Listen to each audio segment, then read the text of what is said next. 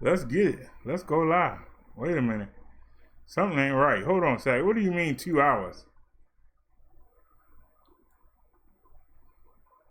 Oh, yeah, it's too late now. Because we live. Are we live? I said, are we live? All right, everything looks good. All right, let's get it.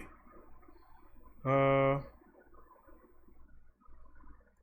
yeah, BROTHA, the one-man show. I'm back with another track. Spitting out the truth. All right, let's test it. Get an anime. Can you feel right? Get an anime ready. I said, can you feel that? Oh yeah. Nice and slow.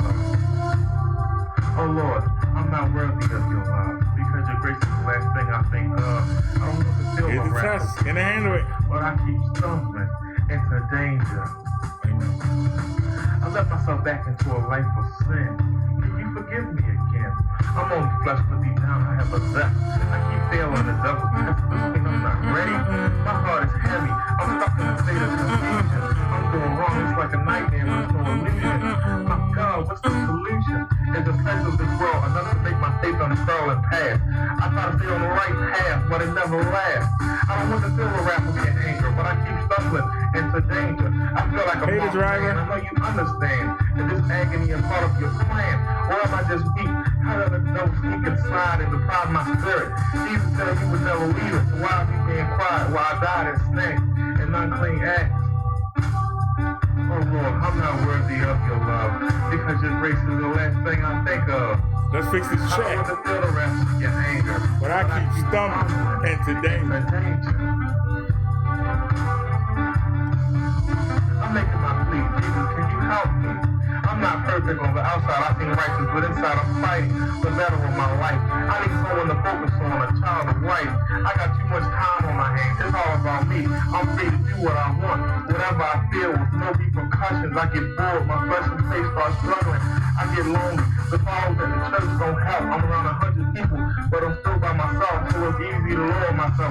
Abandon the company of someone who threatens my spiritual health.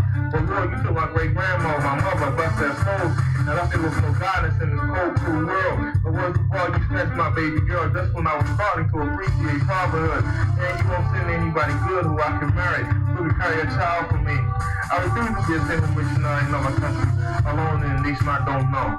But deep down I feel that's where you want me to go. Oh Lord, I'm not worthy of your love, because your grace is the last thing I think of. I don't want to feel the wrath of your anger, but I keep stumbling into danger. I don't understand my purpose till you unlike me and bring to the surface what you have in store for me. I wonder, are you ignoring me, or is it the other way around? I know I'm stubborn, but your word says that a believer will from within be changed, and then that person won't want to sin, while I'm ready, willing, and able, waiting for you to table my sinful lust and get in you I trust, so do what you must. I give you full control of my soul. Oh Lord, I'm not worthy of your love, because your grace is the last thing I think of. I don't want to feel the wrath of your anger, but I keep stumbling into danger. Another hit from BROTHA, one-man show. Feel that. Hope it touches you in some way. I'm out. Praise God.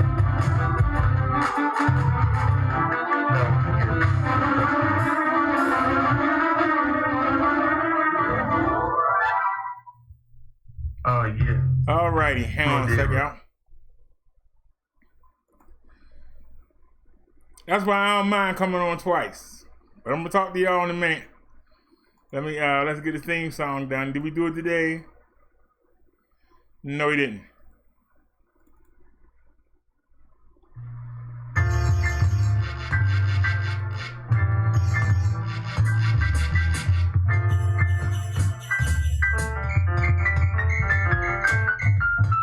Come on and hold me tight, but all you wanna do is fuss, cuss, argue and fight. Y'all ain't right. All I wanna do is hold you tight. But all you wanna do is fuss, cuss, argue, and fight. See, I can't help you out with that, but check this out. Hey, Snazzy, take it easy and take it slow. Welcome to the BD show. Take it easy and take it slow, and welcome to the brother Derrick now. You other YouTubers, y'all straight greasy. Your whack beef videos sound cheesy. Please, somebody release me. Take it easy and take it slow, and welcome to the BD show. Take it easy and take it slow, and welcome to the brother Derrick now. I ain't stressing, I'm here to teach a lesson. I ain't stressing, I'm here to teach a lesson. I ain't stressing, I'm here to teach a lesson. Keeping you other YouTubers out there guessing. So take it easy and take it slow. Welcome to the BD show. Take it easy and take it slow, and welcome to the brother Derrick now. Sure, put that la-la in it.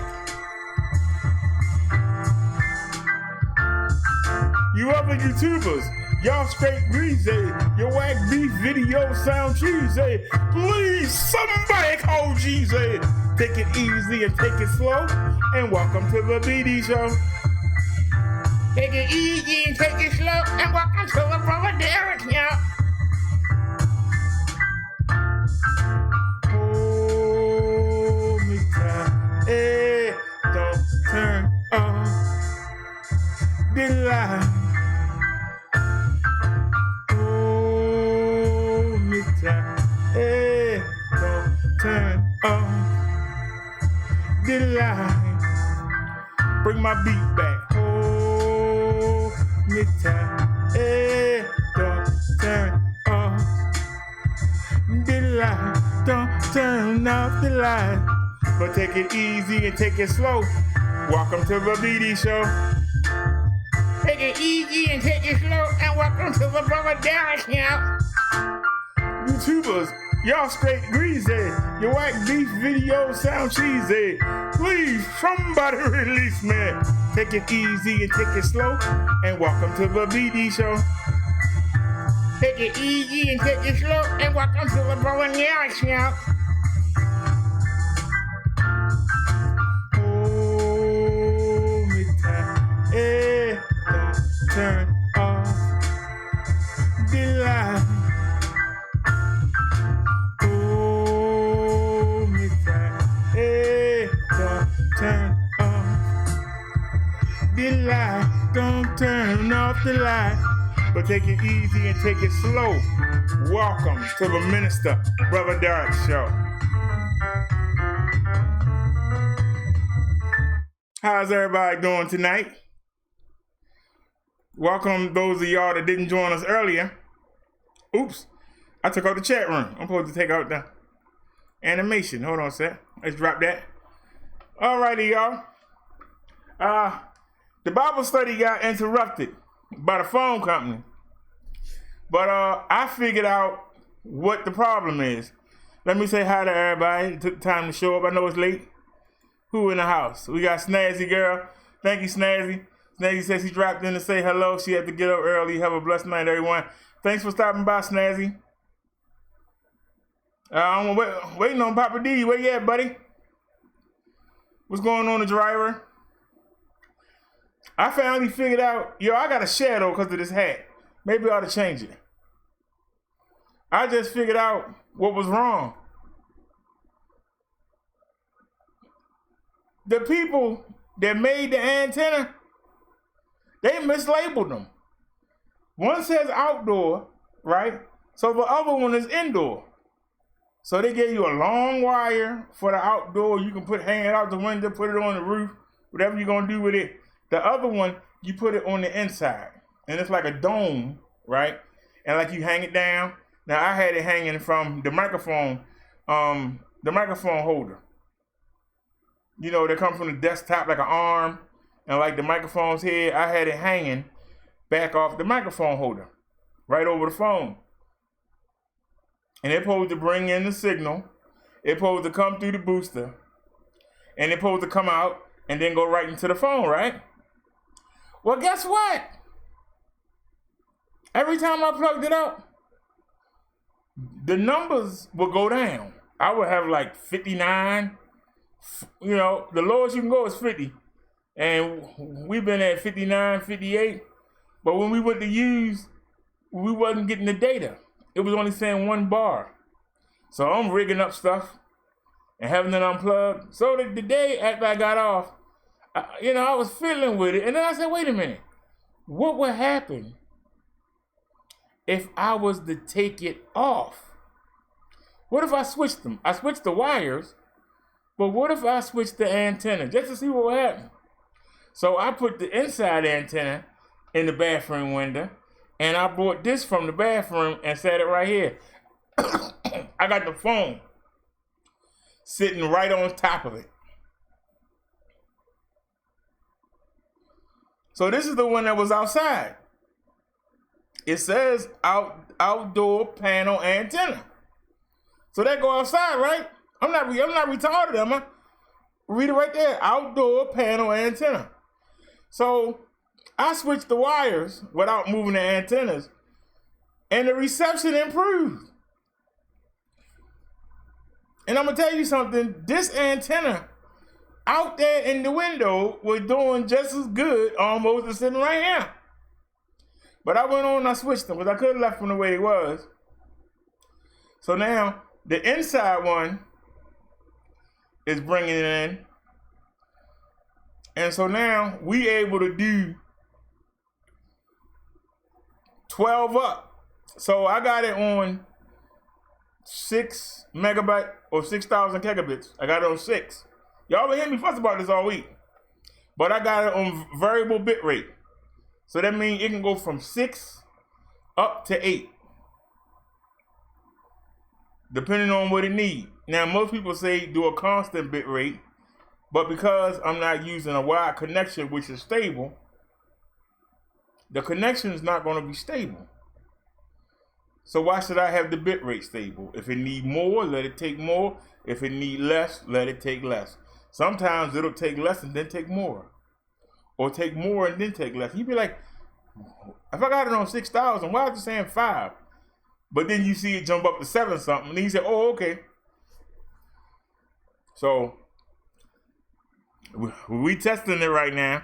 Hopefully, everything is working. This shadow is killing me.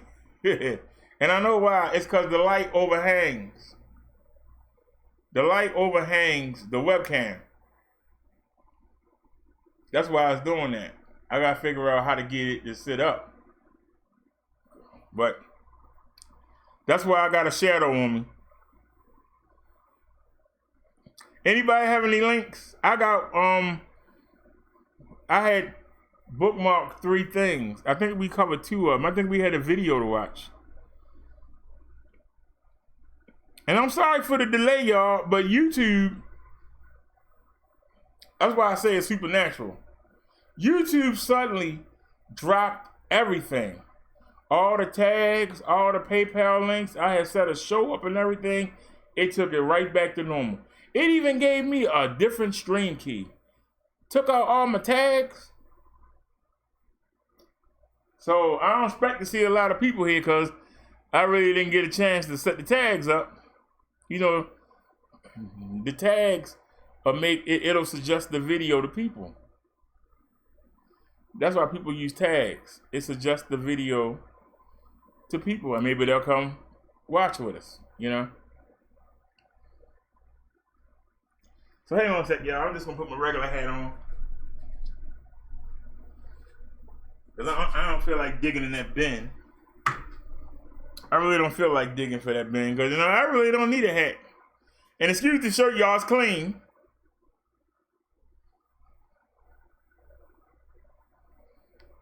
I was gonna wear this the next time I wore the orange and black pants, but I'll just wear the Oreo shirt. Actually, I got an Oreo shirt right there. I could have put that. Damn, I wasn't thinking. So I'll wear that next time I go out, and we'll wear orange. I'm trying to find the orange shorts. Now I could wear it with the black, but I don't have any orange. Really don't have no orange. I do got a pair of orange shoes, but I don't like to wear them. Oh, and for those of y'all that might have noticed, some of y'all didn't notice, some of you might have noticed. You watch me, you notice. That shirt I had on earlier, you've never seen it before. I bought that shirt because it was a polo by Ralph Lauren, and I bought it to go to church with. But it didn't have the horsey on it. It was a legit business shirt. If you had a legit business, you're a businessman, you wearing a suit and you want to put on Ralph Lauren suit and everything, you don't want no, you know what I mean? So that's why I didn't wear it, because it didn't show the horsey. So everybody don't know it's polo. But I found that in the closet, in the bottom of a bag. I said, man, I ain't never wore this shirt before. But that was the first time I ever wore it. Because it didn't have a horsey on there. What's the purpose of wearing, Ralph Lauren polo and you ain't got no polo symbol? Y'all understand what I'm saying? Just like this hat I'm wearing now. It doesn't have a horsey. It just says polo on it. But everybody knows. But if somebody asks, there's the label right there. Ralph Lauren polo.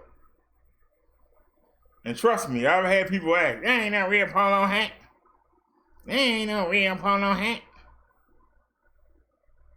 So that's why I never wore it, because I knew somebody would challenge me and say, and I'm not taking off no shirt to show you the daggone collar.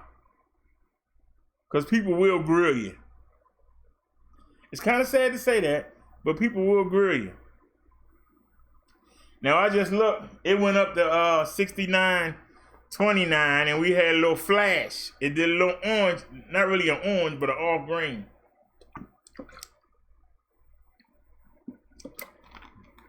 But so far, we holding 29.3 out of 30 frames, so that's good. So I might need to raise the bit rate a little bit. No, it's at 30 now. We only using 11.8% of the computer. That's why I said it's the weirdest thing. How you gonna tell me that they mislabeled? Y'all know how crazy that is? That I'm using the outside antenna as an inside antenna, and the inside antenna as an outside antenna. So that mean I'm not gonna get the good reception? Like I said, I ain't gonna cry about it. But y'all, this was part of the since nobody dropped no links. This was, I bookmarked this. Let me make sure y'all can see it. This is so important topic. How should white Christians respond and relate to our African American brothers and sisters who are feeling pain, the driver got a link. Oh, I didn't see it. And maybe anger because of racial injustices that have happened to them and to their community. This is a topic that obviously has been going on for a long time, but in God's providence, He seems to really be putting it in the front of the face of the church right now and saying, we're gonna deal with this. We're gonna love each other deep. Help me, okay? This is new waters for me. Really, I think about the past 5 years, had God in His mercy brought some really good friends into my life. Black brothers I've been serving alongside who've helped me wrestle with some of these issues. What would you say to somebody like me who's just beginning to navigate these waters? One of the first things that I would say is, even to start off and to use that word, respond, can tend to sometimes put folks in a posture where they feel like they have to be reactive. And I'd say with something like this, it's already been brought to the forefront. I think that it's important for our white brothers and sisters to be like proactive, right? So to seek out ways. I mean, it's like I tell. They got a great microphone all the time. If you have to go to your wife and ask what's wrong, you've already lost, right? You want to be proactive and attentive and Yeah, I think now that things have just been brought to the forefront, ignorance can't be an excuse that's used. I just didn't know. I didn't know how much of a toll that it took.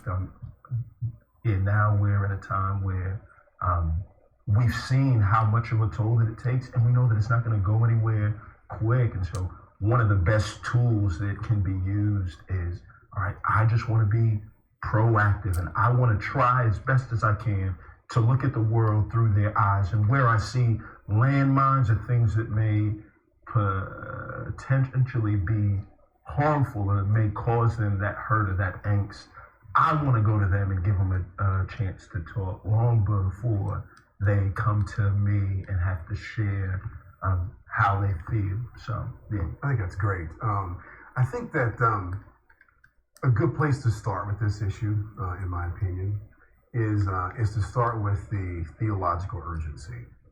Why does this really matter to God and also to His church? I think we need to appreciate that our judgment before Christ is an ethical judgment. Okay, so meaning that we're going to be judged by Him based on what we do. We won't be declared righteous based on what we do, but our actions will be evaluated. And one of the things that we see this specifically in Matthew 25, is that one action that is evaluated is inaction around injustice. Okay, so if I see that someone is hungry or is unclothed or sick or whatever, I have not moved, that is a basis for an unfavorable judgment. And so we need to appreciate that there are eternal consequences to looking squarely at injustice and doing nothing. And so the people of God are expected to respond to injustices. We see that God very much cares about justice. And so I think that if we can help our people to see, our white brothers and sisters to see, that this is a relationship issue, but it's more than a relationship issue with one another. It is a relationship issue with God. Is that if I am not moved by injustice, I have a God problem. And so this is not an issue of our witness. It's a witness problem, but it's a deeper issue. God intends to deal with His people being unresponsive to injustice.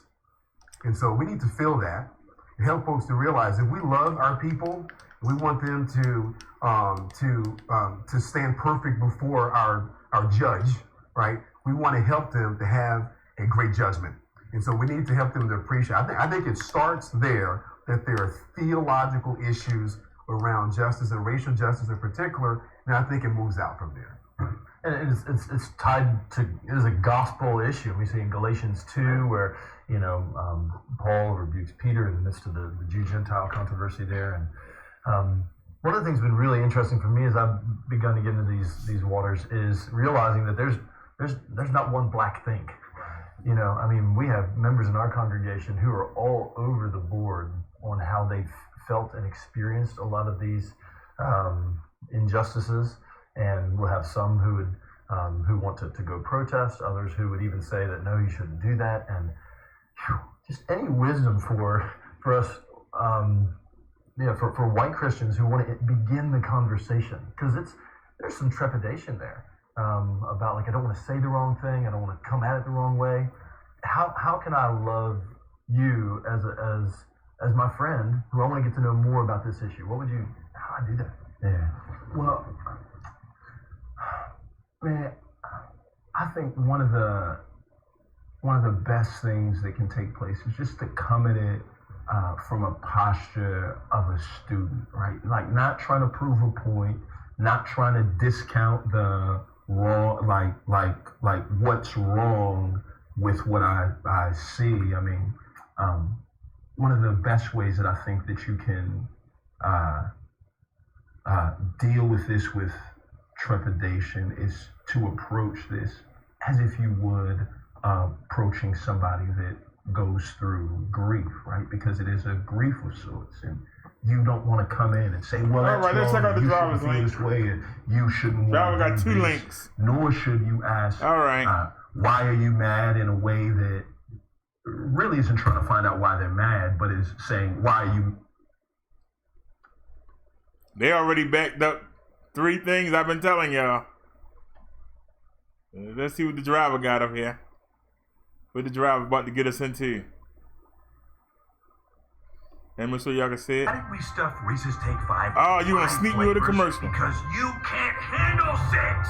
Shucks. Now to a story you'll see only on 2. A doctor from New Orleans who was visiting Houston says she and her husband were victims of a racially motivated public tirade. A doctor claims a woman came at them carrying a hammer while saying, "Go back to your country."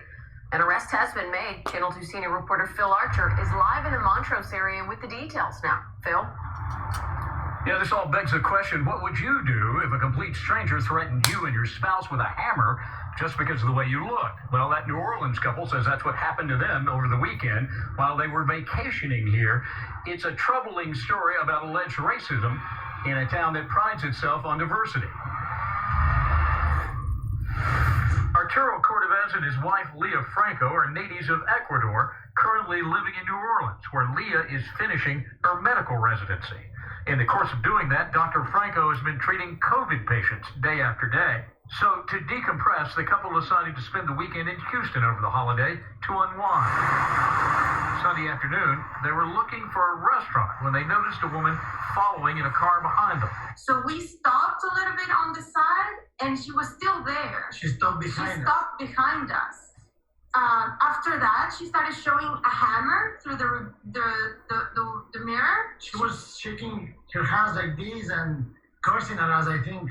Yeah. I was thinking, what did I do? The couple called 911 and turned into a gas station at Westheimer and South Shepherd.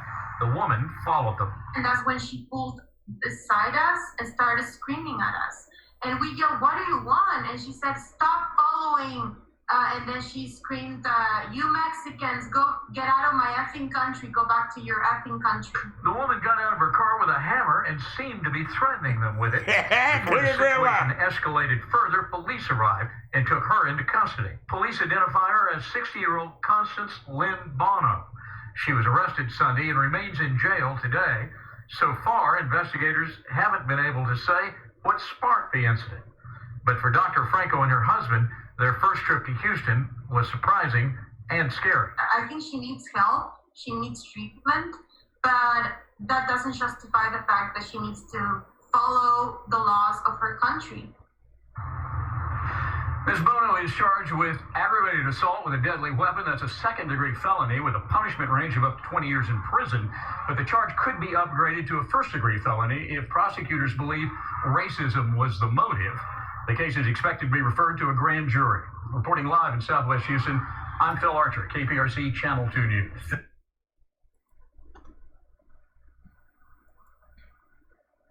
Wait a minute, y'all. Go back. Yeah, hold on a second. Go back. Wait a minute. Now to a story you'll see Not only that on one. Not that one. This one. Over on 200. Let me so y'all can see it. We ain't got no frames. Yeah. Carolina woman, her name is Nancy Goodman, is going viral right now for this confrontation with a black woman at a restaurant. Take a look. We never said anything about color. We never said. So here's the thing. Let me understand. Which in your opinion?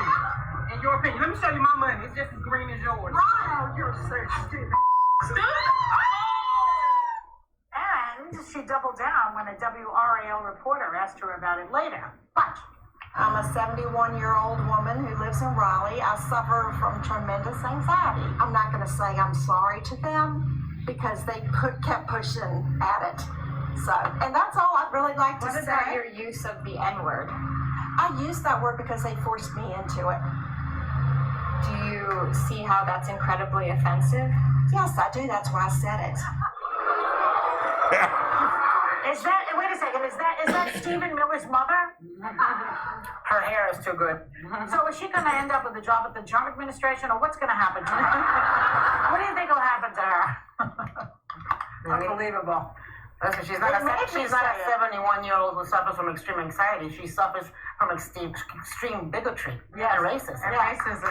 Yeah. It's shocking. to hear that. Yeah. You know, in this day and age, it's shocking to hear something We like keep that. seeing more and more of these instances. Maybe it's because we're now capturing them on smartphones. And really, never leave your home without your smartphone. But, you know, we've seen people get berated for speaking Spanish, being told constantly, go back to where you came from. Yeah, right. Kids are getting bullied in schools, and we're seeing this. I feel like it's the legitimization of racism. It's the empowerment of it. It's okay. You know, people used to be embarrassed to be racist. Right. She's not. She's not. Well, because they've been given permission to do it, right? Because it's been normalized so much by what's going on in our country right now. When you have, in my opinion, a president that says, well, there are fine people on both sides talking about white supremacists, there are people like this woman that sees a change in the culture where they are being given permission. And what I'm tired of is people saying, Sonny, you talk too much about race, and you talk too much about racism, and that's race baiting.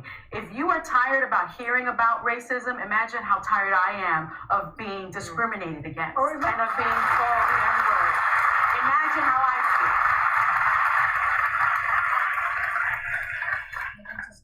It's really hard to watch. It's really, when the producer came in and showed it to me, reading it is still differently than seeing it. She's clearly so brazen and unapologetic about using one of the worst terms anyone could ever use under any circumstances. Look, it's a really bad time in our country for a lot of different reasons, and we're ripping each other apart. And I think being 71 is not an excuse. I think being from the South is not an excuse. I don't know what her excuse is other than you're now on The View and the entire world thinks you're the worst representation of bigotry in this country. So congratulations, you made it national as the face of racism. Right. I don't know what else to say. We're ripping each other apart. It's a horrible time. Do you remember, but we're also speaking against it. Yes, quite we are. But do you remember a few years ago when there was an instance, and she's Southerner and she's, of a certain age, Paula Dean was caught having said the N-word. And it cost her endorsements. It cost her a show. She had to apologize. You used to be embarrassed. You used to pay a cost. There used to be consequences to being a horrible human being, a racist and a bigot. Today, there are no consequences. Well, I think that if she had a show, I think that if she had a show on, well, that's true, but I think if she had a show on TV, she'd lose her job. This is just an average person in the world. The president hasn't lost his job. No, don't you know he's above the law? Apparently so. Okay. Hope I'm gonna get flagged for that. But I just happened to catch that. I don't know how I'm lucky. I just happened to catch these things. That caught down the corner of my eye. All right, the driver got another link, and then we'll talk about them. News anchor Ken Rosado. Make sure y'all can see it. We are so Yes, you can. distraught and still very upset about what has taken place only because of the color of our skin. Lisa and Mary Garris are the two sisters behind the camera of this viral video. Because this is Myers Park. This is South Park. Girl. Ma'am, would you please leave us alone and go home? The sisters captured a woman they've never met or even seen harassing them in their own neighborhood more than a week ago. Do you live here? Why do we feel that we need to be here, like hanging out? This woman asked them multiple times if they live here at the apartment complex and asks how much they pay rent.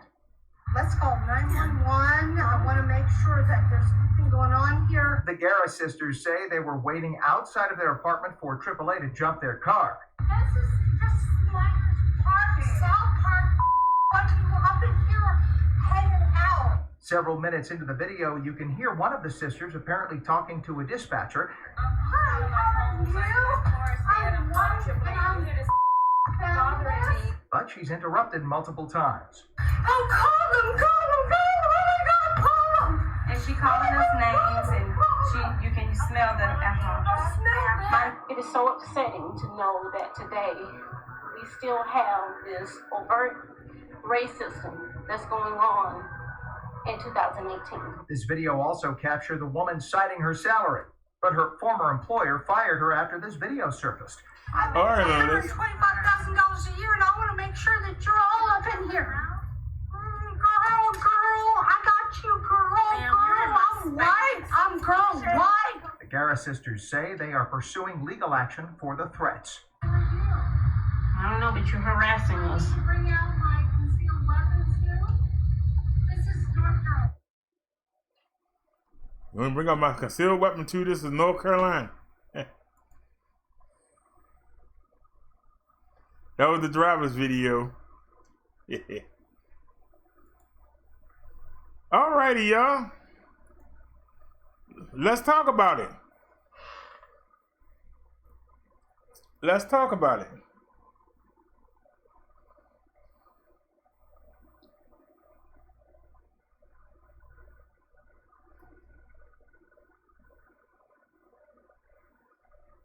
Even though they live in that building too, they got just as much right to be there as that lady did.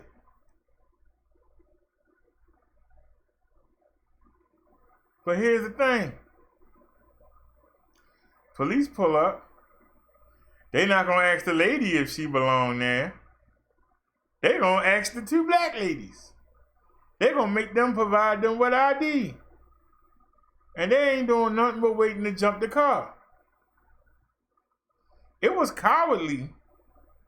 And it really is cowardly.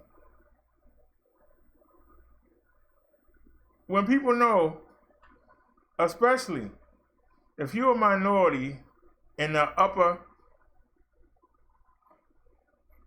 class neighborhood,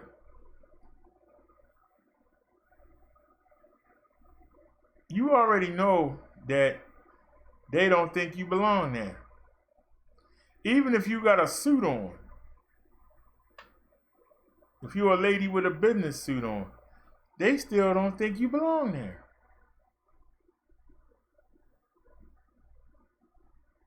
And if you tell them, I see you go get in your car every day, you know me. Nah, y'all all look the same to me. I gotta call the police to make sure that y'all who y'all say y'all is.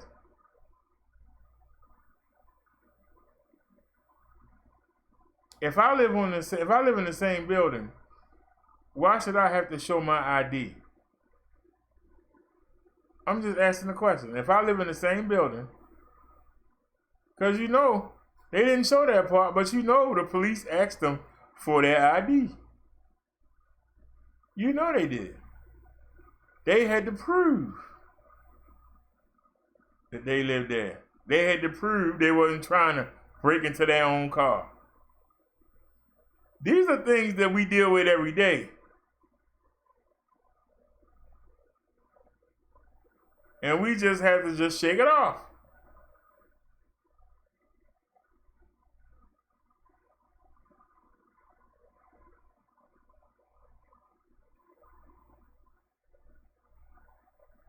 We just have to try to forget it and come out the next day like nothing happened.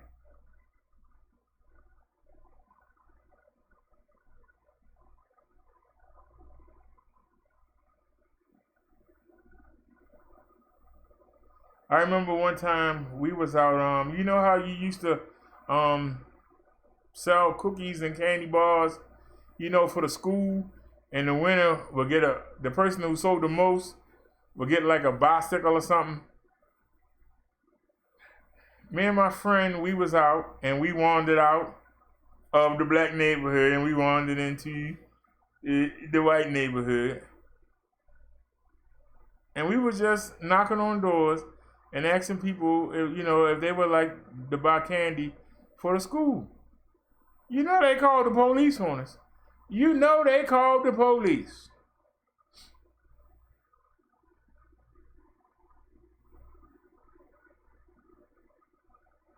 And when the police pulled up, we kept right on going because we didn't think they was for us, but we knew they was for us. We tried to pretend.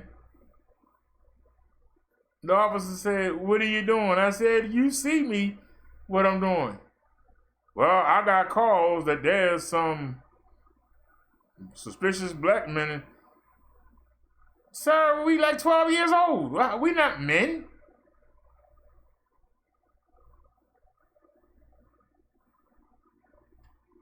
We school kids. And we got our school IDs on us. Actually on our jackets. So they know who we are. And they still call us and say, yeah.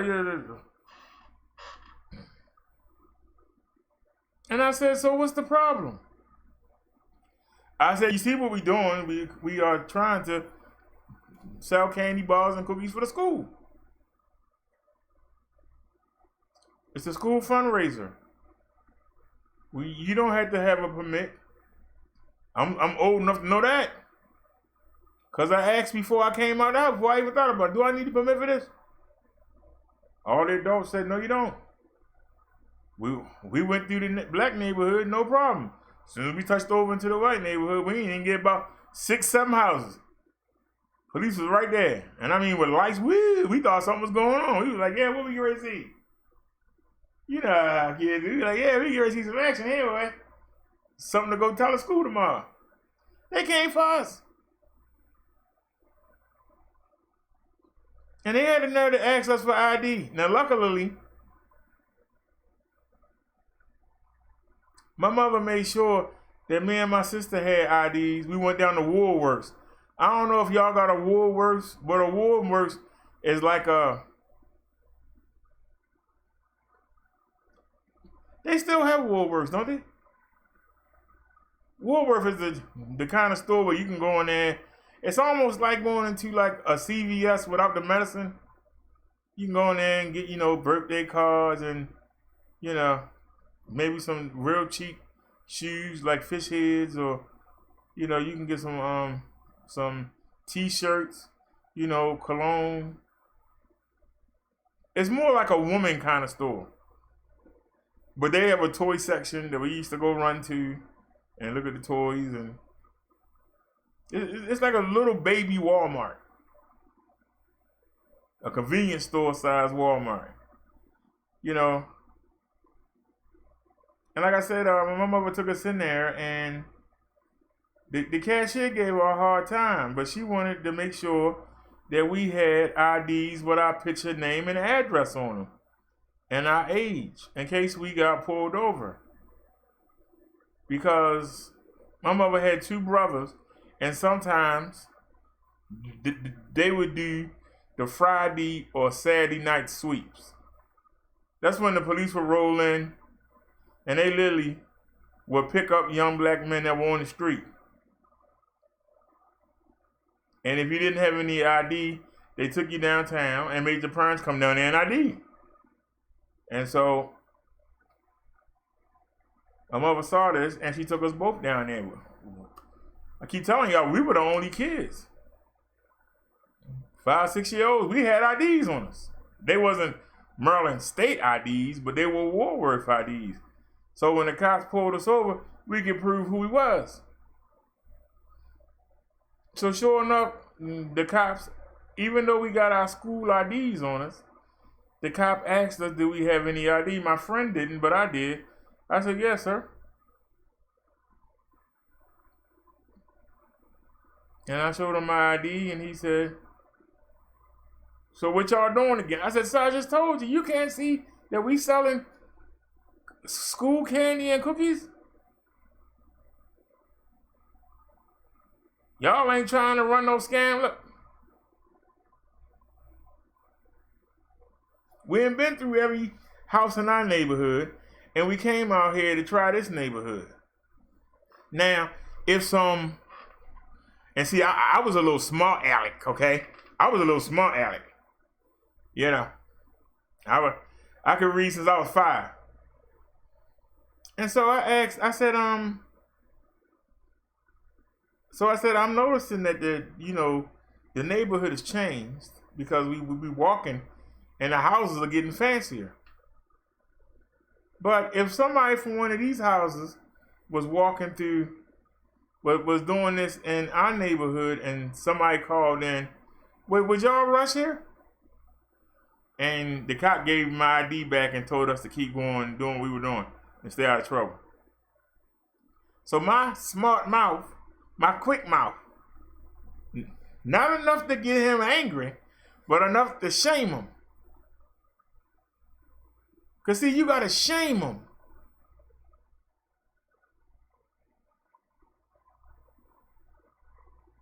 You can't be bigotry. You can't beat racial biasness. You can't beat it with violence.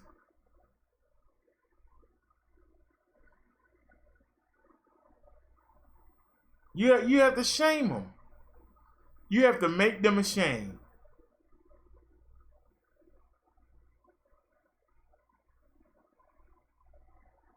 And every time I've had that happen in my life, I tried to shame the person. Like, really?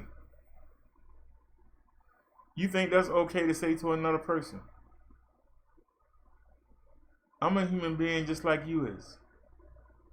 You wouldn't like me to call you them kind of names in front of your people.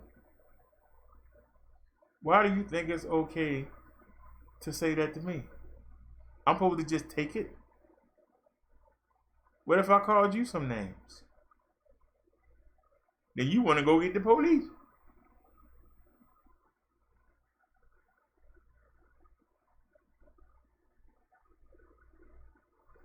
How come it's okay for you to bug me, but I can't bug you back?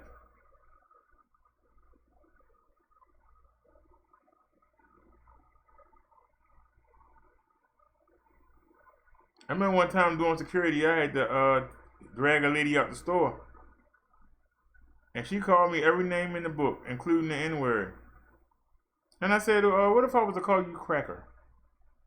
What if I called you Cracker Barrel? How would you feel about that? Oh, you called me.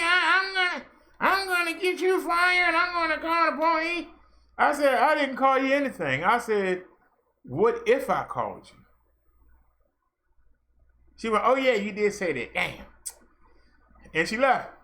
Yeah, still calling me names, but she left. But see, I had to shame her. Because the way she was brought up, it's okay.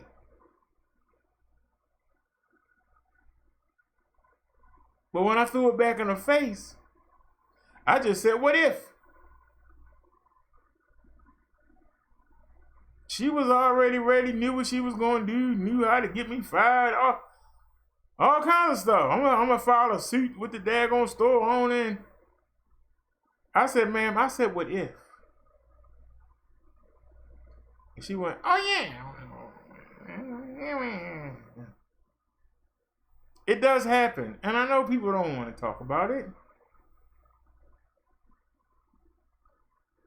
But it needs to be talked about.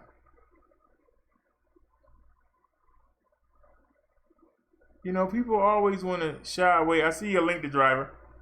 People always want to shy away. They want to pretend it's not happening. You know? They always want to shy away. They always want to pretend it's not happening. They want to put it under the rug. But you have to go home carrying that. They don't. They go about their business. La-di-dee, la-di-da. You the one that got to carry that. And now the next time you come outside, you got to wonder, am I going to have to deal with this again?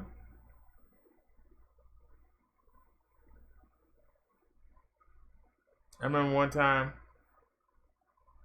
me and a friend of mine, we walked to the store, and it was closed in the nearest store because we were out there at the county line. The nearest store was about 2 miles away, almost 2 miles away. We were young, so, 10, 11.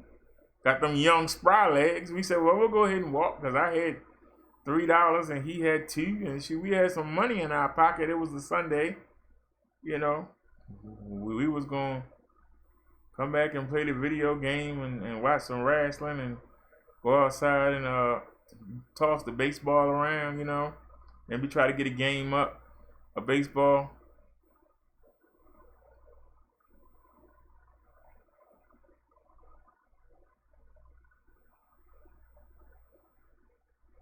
And I told y'all this story before.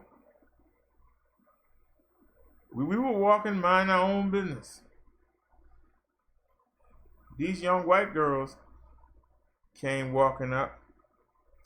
And they were playing a Dougie Fresh song, I believe. And it's a new version out. And I said to them, I said, hey ladies, y'all know it's a new version of that out, right? On the radio. And they kept walking and we kept walking. So we got about 3 blocks. I turn around, it's about 15 to 20 young boys on BMXs flying down the road. So they pulled us up and separated. We let them know, hey, the bottom of the hill is the Royal Farm. We're going to hit the Royal Farm because our store that's back there when the mill closed. And they were like, so why was you bothering those young ladies? I said, we didn't bother them. They were playing a song on their boombox, and I told them that they know it was a newer version of that song. That's all I said. That ain't what they said. They said you was trying to mess with them. You was trying to feel them up. Like what? So I answered all their questions, and they let me go, but then they went up to my God. He kept walking. So they went up to him. So they finally left us alone, and they went back wherever they came from. We went to the store, and I said, you know what? They're going to be waiting for us, because they know we got to come back. We told them we were going to the store, and you know, Windsor Mill, there's not another road. You had to go all the way down to Dugwood, which is about a mile, and then come all the way back up. Or, because it's a graveyard there, and there's no road. There's a graveyard, and then there's a park, so there is no road. You had to go all the way around. And that's what we should have done. But I said, just in case, see that bottle right there? Crack it against the sidewalk. Don't break it, just crack it. So we went back and we walking, and sure enough, we got about to the same spot, and they must have been waiting because they all came flying out. And this time they wasn't on bikes.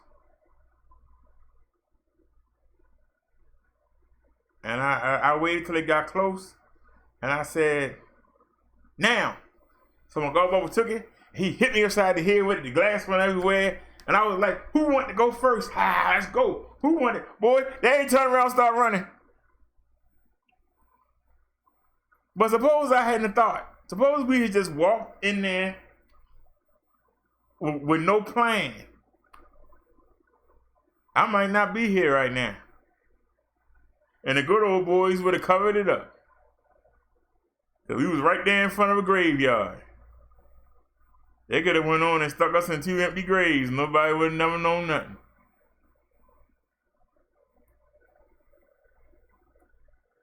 We deal with this kind of stuff. And we didn't do anything. I learned. So now when you wonder why black folk walk by you and don't say nothing to you, that's why.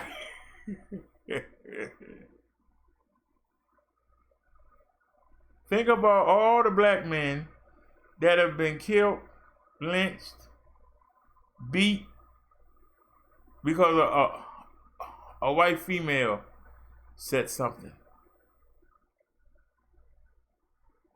I learned real quick. Don't say nothing. I say hi and keep walking.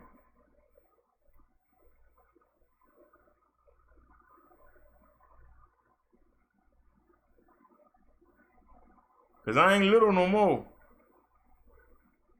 And ain't no man I can't suplex. But that's the war you're not going to win. Because they 64% of the population and you 13%. Numbers, you can't win. So you got to take it. You got to take it on the chin. And some people can't handle it. The same way kids get bullied and they come back and shoot the school up. It's going to happen one day. Somebody's going to keep taking social slurs and getting pushed around and getting beat up. And they're going to go pick up something and they're going to start cracking some heads open. And then you're going to want to put them in the death penalty. But there's a reason for it.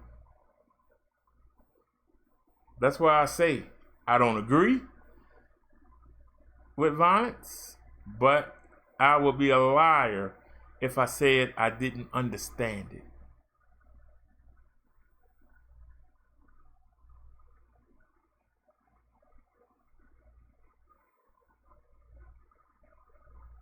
But I think it's cowardly. Because it would be cowardly if you was in a black tavern and you was a regular there and you saw a minority come in and you went over there and messed with them, and you knew that if you was on neutral ground, you wouldn't say a word. If y'all was on neutral ground, you wouldn't walk up to that person. But because they the minority, and it's one of them, and it's about 30 of y'all in the bar, you gonna go up there and decide you gonna be the life of the party by throwing racial slurs.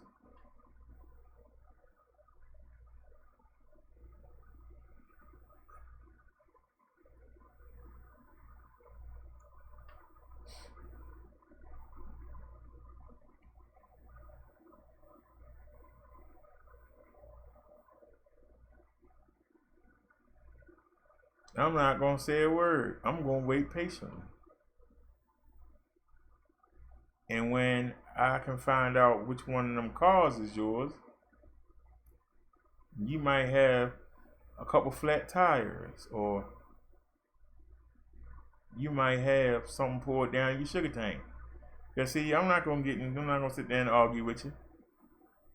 If I can, I'll get up and leave. If I got to sit there like for a job or something, and I gotta sit there and take it, I'll say, okay, I'll get you. I'm outnumbered now. There are a lot of people. And then they don't understand. I don't understand why somebody threw some rocks through my windshield. Well, see, inside the bar couldn't get you. But outside, but your car's outside. Ain't nobody watching that. They watching you act like a fool. And while they patting you on the shoulder, through your windshield gonna be a boulder.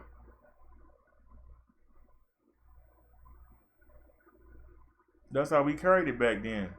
As you got older, you got wiser, and it wasn't worth it. But I understand, like I said.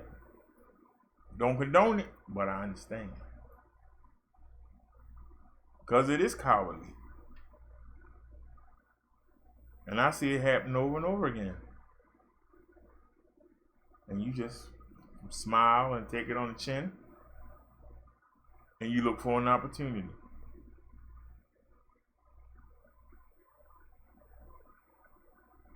I remember when I worked in a restaurant.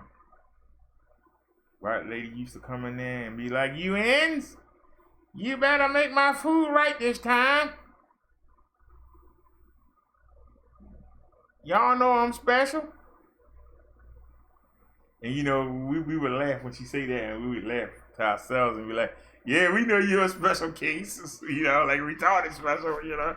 Well, we kept a straight face. Yes, ma'am. Anything else you want, ma'am? We got your regular. We got your burger. We got your fries. We got your iced tea. Half a cup of ice. Just the way you like it. Yeah, you ends is getting on the ball.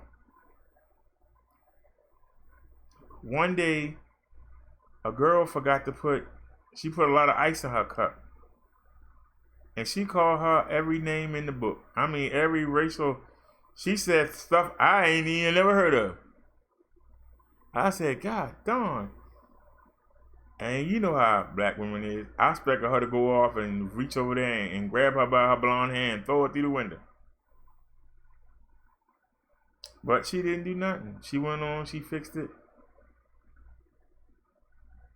And then when the lady left, she just had a smile on her face. I said, "Why are you smiling?" She said, "I'm smiling because I spit all in that cup before I gave it to her." I said, "What, you been watching The Color Purple?" She said, "Yep, I did the old Miss Seeley on her."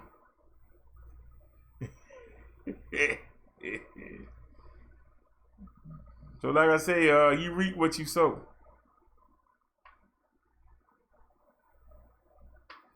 The driver got a link here. Let's check it out.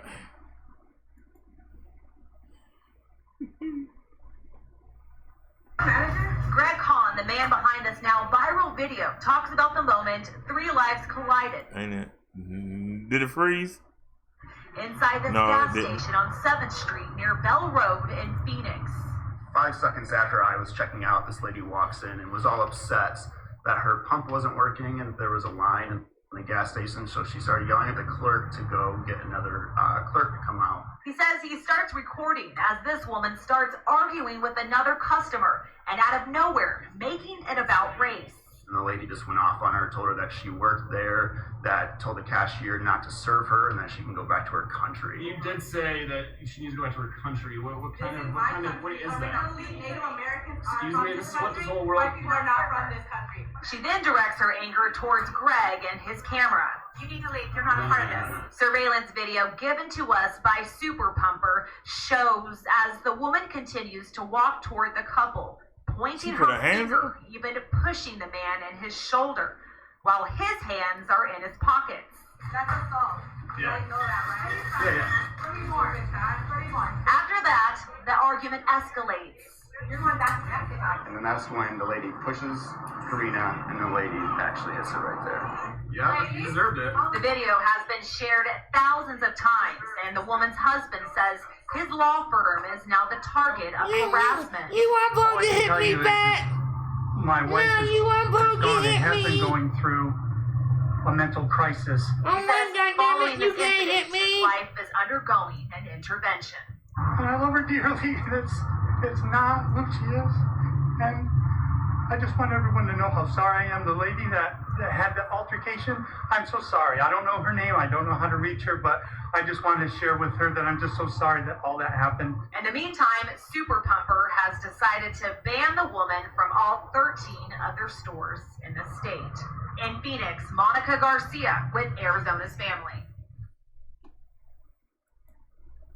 They're gonna shine.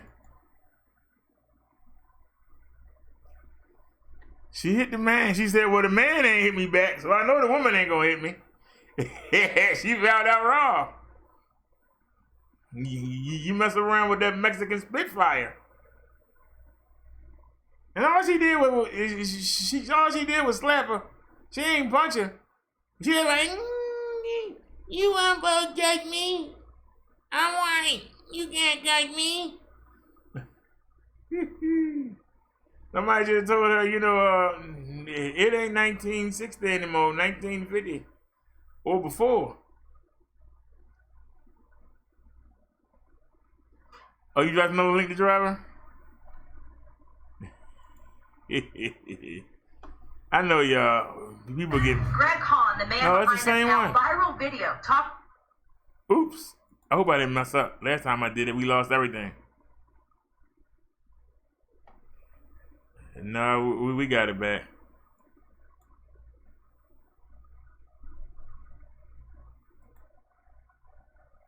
So what do y'all think?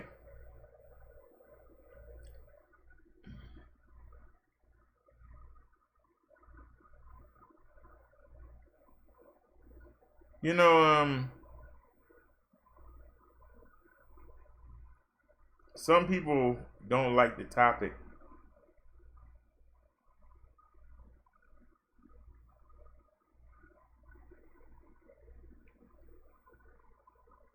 But if we keep sweeping it under the rug, we just gonna have more issues. If we keep sweeping everything under the rug, we're just gonna have more issues. Won't nothing ever get settled.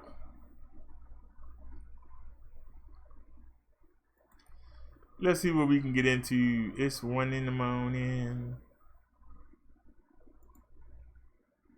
I want to test and see if the video games work. Let's see if we can get into something first. We haven't done the CV numbers. Hey, there we are. We are in 2K Quad HD.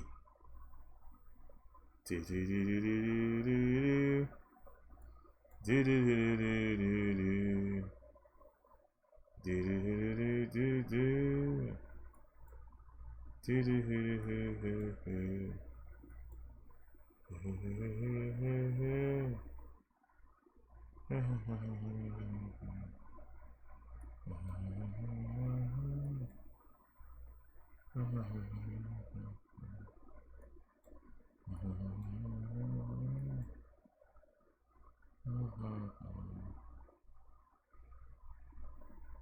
right, well, what Donald Trump got to say on police reform? Can we get the linky dink, please? Can we get that linky dink? Tonight, as we mentioned, my colleague Harris Faulkner sat down with President Trump just moments ago, wrapping that interview up in Dallas. We hope to speak to her at the other side of taking a listen to just a piece of this. Let's take it. The point where you feel what the protesters, you feel that, yeah, it's heartbreak. It's terrible. And it's also fear that things may not change and that there will be some who are vulnerable, people of color who, the power imbalance. You talk about, some on some police departments. You and I are in agreement. In fact, 19% of police departments across the U.S. are former military. Right.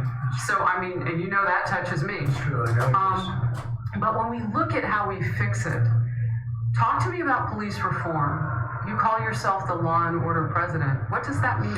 Well, we are going to do lots of, I think, good things, but we also have to keep our police and our law enforcement strong. They have to do it right. They have to be trained in a proper manner. They have to do it right. Again, the sad thing is that they are very professional, but when you see an event like that with the more than 8 minutes of horror, that's 8 minutes really of horror, it's a disgrace. And then people start saying, well, are all police like that? They don't know. Maybe they don't think about it that much. It doesn't make any difference. The fact is they start saying, well, police are like that. Police aren't like that. I've seen so many incredible things that they do, but you don't see that. You don't put it on Fox. You don't put it on television. You don't. Well, we do. I did a police town hall. That's cool. Okay. So I do. But you know what else I see? I see that we have asked our officers to do so much. Yeah. They're solving our homeless issues. Yeah. They're solving domestic violence calls, which can be, absolutely unpredictable when you put that much human emotion together. But at the same time, we can't live without them feeling ready. The suicide rates are up among police officers, particularly on the East Coast in New York. So we know that the issues are there. Tough job, Harris. You look. It is. When you look, I saw the police officer standing on a corner innocently, and he gets stabbed. In that case, by a terrorist last week. How bad was that? You're just saying, what is this all about? We've seen some terrible things happen to police officers also, and there's that line. But most of the police officers are really good people. Well, joining us now from Dallas is my colleague, Harris Faulkner. Just wrapped up that interview. Why you bothering that? It looked like, just for the amount of time. Good morning, Harris. Tell me your impressions of the questions you asked and what the president said. So, I think the president is quite used to talking about the politics of the moment, Brett, you know that. But in this moment, there was no getting around that the questioner looked a lot like the protesters in the street.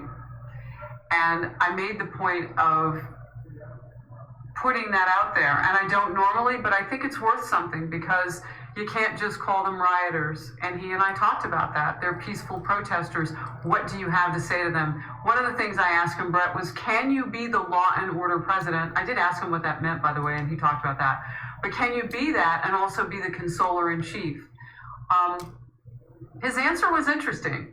He thinks that the two are one and the same, and that if you get too soft, then you cannot lead. And those things are important to know about this president because we only have one president at a time, and we want to know how they're going to deal with the moment that I described to the president off the top of our conversation, that history may look back on, future generations rather may look back on this historical moment and wonder who we were. And I wanted to know, is he the president that can unite us? And so that's where the conversation went, and we talked about General Milley and the pushback on that now infamous photograph at Lafayette Square, and how he felt about the Secretary of Defense also taking exception and apologizing and regretting that photo. He said it wasn't significant to him that they took exception, and that he still thinks it is a great moment for him in his presidency. So we talked about those issues and we listened. Coming out of a pretty high energy event here at a mega church in Dallas, Gateway. Very quickly, Harris, do you sense, and he hasn't talked a lot about the frustration, the anger, the fear in African American communities, that President Trump tapped into that in some of the things he told you? You know, I think what he tapped into, and I can only say this, I shouldn't say I think, I know what he tapped into because he mentioned it more than once. He watched the 8 minutes and 46 seconds, he said, of George Floyd's death. He taps into the loss and the hurt and the pain, and he understands that. I think where we were kind of pressing back and forth in our conversation was, I see the driver. You understand how important it is for them to hear from you in this moment from that consoler-in-chief perspective. I don't know that is as important to you him put me to from sleep. his perspective. He thinks that. Let's go check out the driver's link. I gave her a shot. She put me to sleep. She put me to sleep. She put me to sleep. Oh yeah, oh yeah. I can. Do you live here? All right, you really going? I remember this. Yeah, we covered this. A white woman blocked a black man from entering the apartment building where she lives.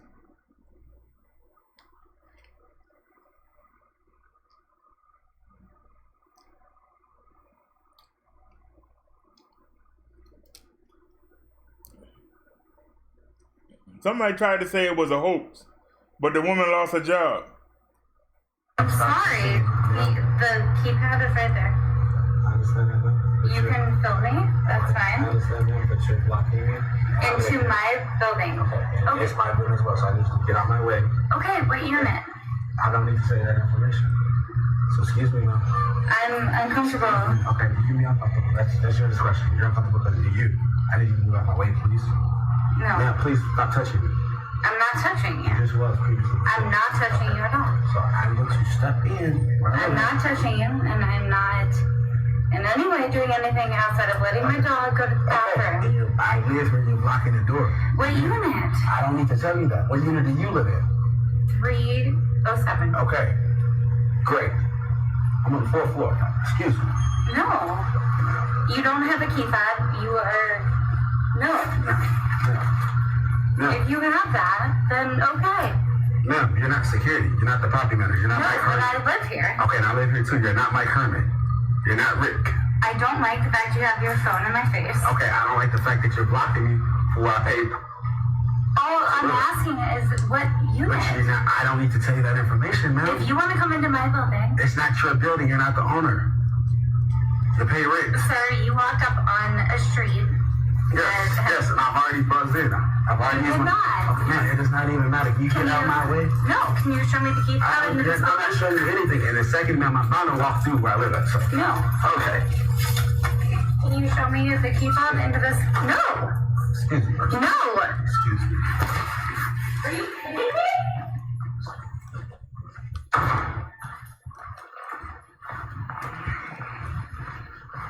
Wow. Call police, whatever you want to do. Where are you going? Do you have a key fob that looks like this? You can film all you want. I'm not being rude. I'm not being disrespectful. You walked into a building that I was taking my dog out and pushed your way in. No.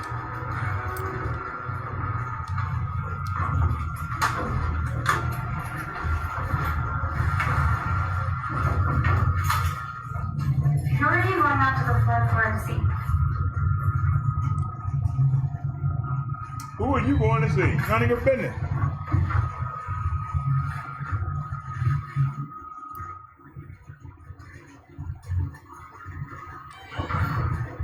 No, I want to know who you're going to see. So now you're gonna follow me. I am. Why? Because I would like to know who's friends and why you're here. Who's friend with a black man? And if you do, then I would like to meet you because you're a neighbor. And You just thought I was gonna get you. I don't want to do no diligence. You want to my house. You want to my house. Where I live at. Where I pay. I would like to introduce myself as a neighbor. I would like to introduce myself. I do not want to speak with you. Please stop following me. I'm going to call the cops for harassment. That's my next step.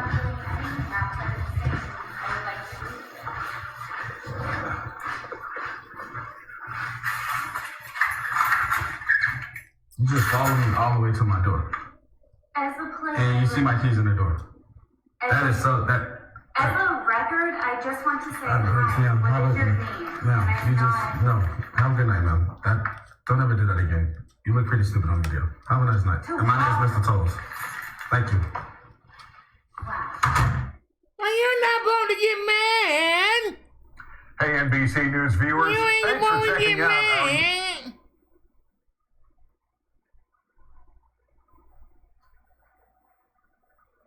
You know, if I'm gonna call the police on you.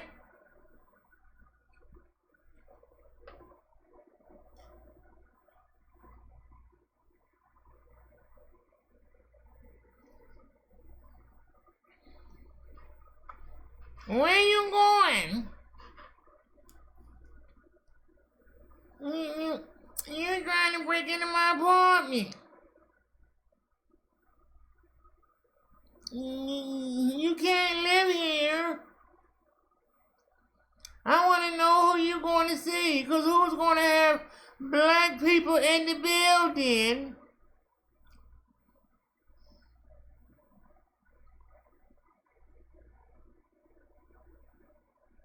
I think as they got closer to the apartment, You know, what's your name? I want to get to know you. I think when she realized that he might be on the up and up, well, he kind of cute. But I'm still going to watch him.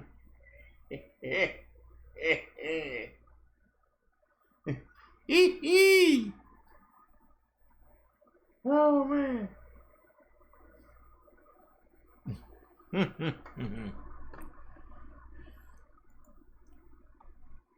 Yeah, unfortunately, we do have to prove ourselves a lot. It becomes a way of life.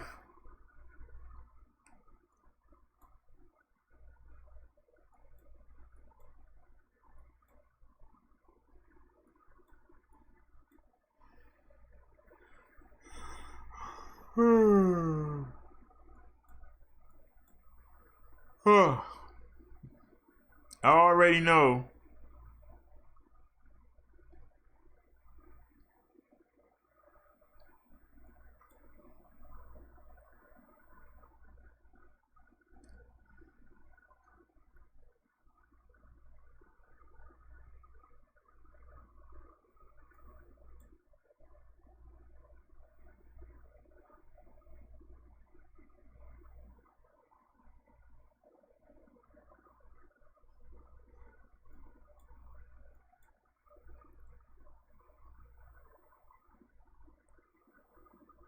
I'm trying to find something worth looking at.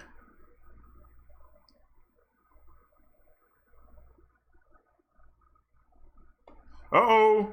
Trump got clowned. Wait a minute.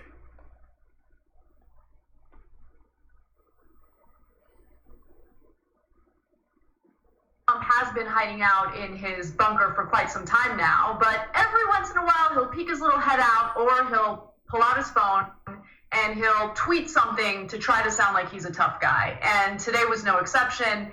He decided to go after lawmakers in the state of Washington, where protests continue. In fact, protesters have managed to get cops in one specific precinct to vacate the premises. And I'll give you the details on that in just a second. Before I do so, I want to tell you what Trump is threatening to do. Radical left Governor Jay Inslee and the mayor of Seattle are being taunted and played at a level that our great country has never seen before. Again, this is Donald Trump, who's been hiding out in a bunker. Take back your city now. If you don't do it, I will. This is not a game. These ugly anarchists must be stooped immediately. Move fast.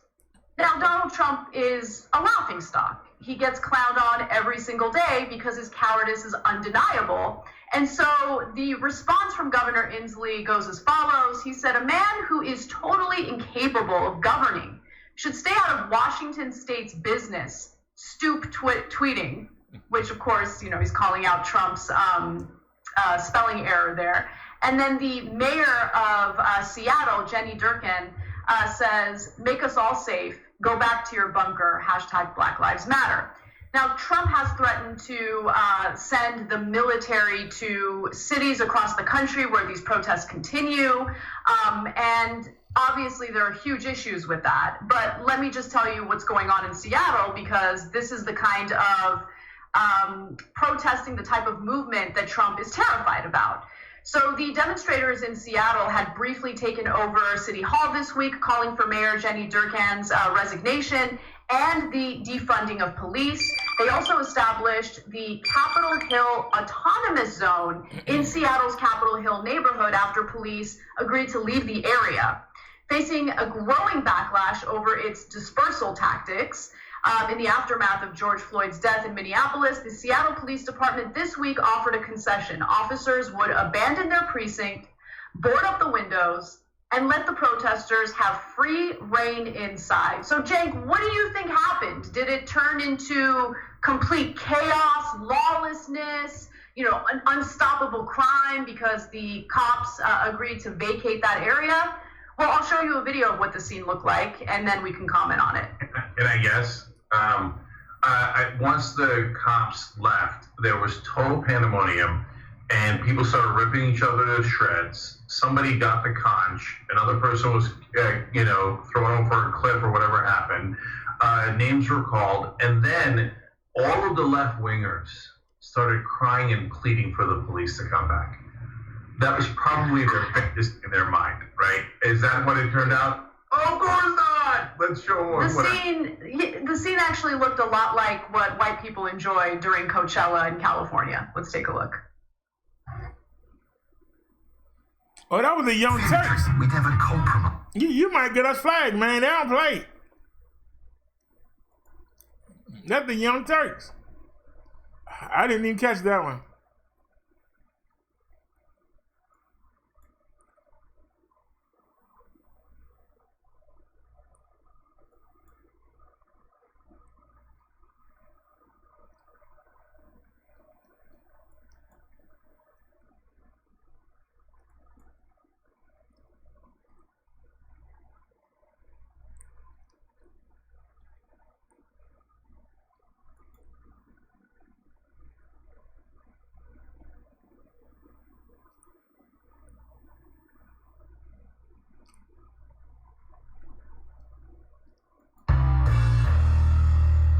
How's everybody doing? My name is Anthony Brian Logan, and today we're going to talk about Chicago Mayor Lori Lightfoot getting cussed out by one of her city aldermen. Now, this particular conversation, cuss out, whatever you want to call it, underlies my point about these so-called peaceful protests being the equivalent to riots. In this clip, you'll hear their conversation, their back and forth. After we get done with that, I'll talk about what they said. I'll give you some deeper context behind it. Then I'll give you my 2 cents, my deep detail analysis, and then I'll wrap it on up with a nice bow on top. So without further ado, let's go ahead and roll it. Brace for impact. We are getting new audio from an explosive May 31st conference call showing Chicago Mayor Lori Lightfoot butting heads with local official Raymond Lopez. It was all over the city's response to looting. Here's how the call began. We can't expect our police, and I don't fault them at all, to be able to control this. We know that people are here to antagonize and incite, and you've got them all pumped today. They're not going to go to bed at 8 o'clock. They're going to turn their focus in the neighborhoods. I've got gangbangers with AK-47s walking around right now, just waiting to settle some scores. What are we going to do, and what do we tell our residents other than good faith people stand up, it's not going to be enough. Mayor Lightfoot, not mincing words on her response. I think you're 100% full of what I think. If you think no offense, you then. Who are you to tell me I'm full of? Well, maybe you should come out and see what's going on. The stupidest thing I have ever heard. I understand you want Supreme. I understand that you think that you. Mayor, you need to check your attitude. That's what you need to do. All right, so you heard that. You see what's going on. Now, this was really crazy, but necessary. Okay, hats off to that man for cussing Lori Lightfoot out. I presume he's a liberal Democrat. I don't know. He could be conservative. It's not really important. What's important is that he had a conversation, which was pretty long, like an hour conversation. If I can find that, I'll link to it in the box. But it was important that he talked to her and stood up to her because of what she was not doing in the city. All right. It's crazy how you can send all kind of police to a church, a black church, no less, during this whole quote unquote quarantine shutdown to try and get them to come out of the church because they're not socially distancing and they shouldn't be having church service, and that's wrong. And you want to come and tow their cars away from the church, so they're going to be stranded trying to get back to the crib. You want to do that, but then when it comes to the riots and the looting and the shooting and the carrying on, you don't want to control that. You don't have your police force adequately sent to certain areas of the city that you know are going to be dangerous. All right. Father Flager, who is a really prominent figure in Chicago, he was saying that people came up to him constantly and said, hey, there's no police anywhere. It's open season on us. We have no security. All right. Because where were the police? They're out there trying to protect the so-called peaceful protesters from out of town, from in town, people that don't come outside ever. They want to come out here, quote unquote, peacefully protest. And then you guys stop the looters and everybody else. So the resources are being stretched thin to these so-called peaceful protests. Meanwhile, the people in the communities that these people are so-called protesting for are left with no security. As a result, you had the deadliest weekend in Chicago's recorded history since 1961 at least. Okay, that's as far as data goes back. Even during Al Capone time, the Valentine's Day massacre was 7 people at once. You had 18 people that died in one day, one 24-hour period, 18 people shot and killed in Chicago. Okay. At the same time, you have these so-called peaceful protests. This is why I have no empathy. I don't care about your cause. I don't care about Black Lives Matter. I don't care about police reform. I don't care about any of that. You're out here protesting so-called peacefully. Meanwhile, right down the street, right across the way, people that you're trying to help, you purport yourself to be in favor of, are dying because you are using up all the resources. You are creating a big disturbance that the police gotta come and try to control. You are providing cover for those that are gonna come out here and destroy the Black community, the very same community that you purport yourself to be for. This is what I was saying in that debate when I was on RT. These liberal Democrats, liberal normies, don't care if the Black-on-Black murder rate jumps up exponentially. They don't care if nationally we go from 7,000 Black-on-Black murders a year to 25,000 Black-on-Black murders a year. The whole point is that no police actually hurt a Black person, whether justified or not. All right? They don't care about Black lives. They care about political lives, political aspirations, personal gratification, self-aggrandizement. Look at me. I'm a white liberal. Look at me. I'm a Black liberal. I'm privileged. I got money. I'm out here. I'm doing something. I'm protesting. I got a Black square on Instagram. I come from that environment. I know what you guys are doing is not helping. The peaceful people, I don't care. The rioters, I care even less. You are all the same to me. Stop it. Okay? Shout out to the alderman for putting the pressure on Lori Lightfoot. I mean, we need more guys like that all over the country. Not just Chicago, but also Minneapolis. They're talking about defunding the police. Did you see that lady from Minneapolis City Council on CNN when she was asked about a home invasion? If you get your door kicked in, who should I call? Do you understand that the word dismantle or police free also makes some people nervous? For instance, what if in the middle of the night my home is broken into? Who do I call? Yes, I mean, I hear that loud and clear from a lot of my neighbors. And I know, and myself too, and I know that that comes from a place of privilege because For those of us for whom the system is working, I think we need to step back and imagine what it would feel like to already live in that reality, where calling the police may mean more harm is done. I'm talking about that right there. That kind of attitude, like checker privilege. So what is like, what are you thinking about? Most of the violent crime happens in these so-called urban, inner city, low-income black areas. That's where it happens at. That's where you're going to get your door kicked the most. So when you tell somebody in one of these communities that is calling the police, you got a single mom, 3-4 kids in the house, she's saying, please come help. It's a guy at my door. What you gonna be like, check your privilege? I don't care. Call Tyrone, call the crackhead. This is ridiculous. This is crazy. But these people don't even really think like that. I don't think they even understand what they're talking about. Disband the police. If you disband the police, what you're gonna have is what happened in Chicago over Memorial Day weekend. 18 people shot, killed. Okay, community police. The Nation of Islam is right there in Chicago. The Fruit of Islam is exactly that. Where were they at? I'm not saying they weren't there, but where were they at? 18 people shot and killed. Can you really stop organized crime? You got Mexican Mafia, Latin Kings in Chicago right now operating. Can you really stop them from doing whatever they want to do if not for a robust and well-funded police force that has a law on their side? Can you really do anything about that? You want to go out there with your gang versus their gang, that'll just be gang violence, the same as always. What's new? Get the police in there to be non-biased third party to go and enforce the law, to go and help people through their everyday lives, to protect people. When you disband the police, when you don't care about the police being in these areas and you want to put them elsewhere for tourists and for TV purposes, you're doing the wrong thing. You're doing the absolute wrong thing. So like I said, hats off to my man for cussing that lady out, Lori Lightfoot. All right? Like I said, we do the same thing. Minneapolis, New York, Los Angeles, all over the United States, where there's an assault on the police. I support the police 100%. Are the police perfect? No. I'm not perfect. You're not perfect. There is no perfection on planet Earth, period. Everything is imperfect. Even the wobble of the Earth around the sun is imperfect. There is no perfection to be found. That does not mean that you just end your life because you're not perfect, nor do you say the police are not needed and defund them because they're imperfect. We don't even need police reform, really.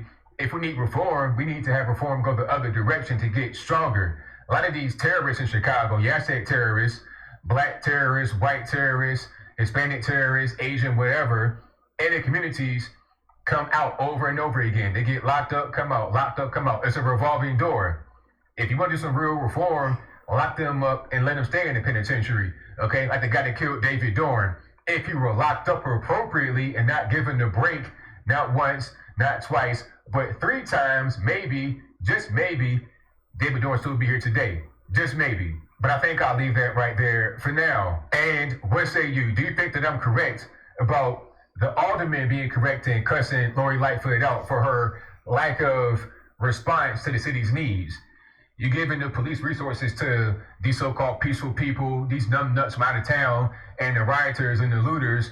You're giving the resources to them and not even really stopping the riots and the looting. Meanwhile, your citizens, your constituents, your taxpayers are left to themselves, all right? Left victim to gangs, to drugs, to violence, all that stuff. Was he right to call her out? If that's your viewpoint, let me know why in the comments below. Or was he not right to call her out? Was it appropriate for Lori Lightfoot to divert resources to the so-called peaceful protesters and neglect her citizens, all right? Was it right for the so-called peaceful protesters to come and take those resources away from the people that live in these areas that need them more than they do? People that's out there to protest can go. Let me pull the chat. Anybody got any comments to what this man said?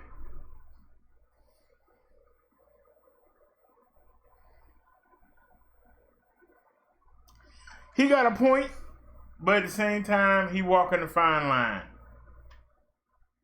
No, we don't need to get rid of the police department. But I do think that we spend too much money on the police department. What we need to do is spend more time investigating who's allowed to be a police officer. When we get complaints on police officers, they need to be fully investigated, not swept under the rug. When the cop does something wrong, stop trying to cover it up. These are things that can be done. Start teaching the police force that they work for the community. The community does not work for them. They come in there and act like they got all this law and authority. The authority that they have is given to them by the people. They serve. Now, I do agree with what he said about the police out there walking around behind the protesters. If those protesters are not breaking into anything, let them march. You go back and protect the city. That I agree with. If people out there protesting, let them protest. Save the police for the people that's looting. Because a lot of the times, the people that's looting don't live in that area.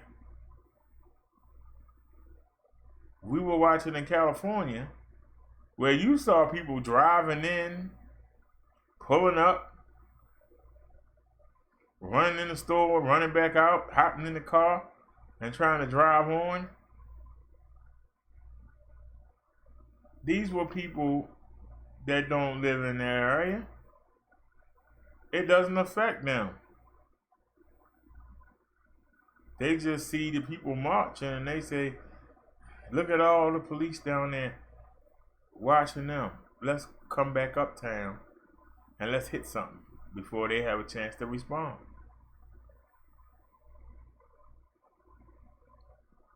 But we wouldn't have this problem if they would do what I just said.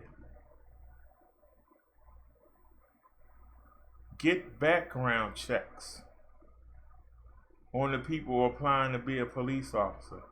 Do evaluations. Make them wear body cameras and tell them they cannot stop the body camera. I don't care if they gotta take a piss. You don't turn that body camera off. Start making batteries that last an 8-hour shift and buy them. Put them in their cameras and make sure they can't turn them off. They should never be able to turn their camera off.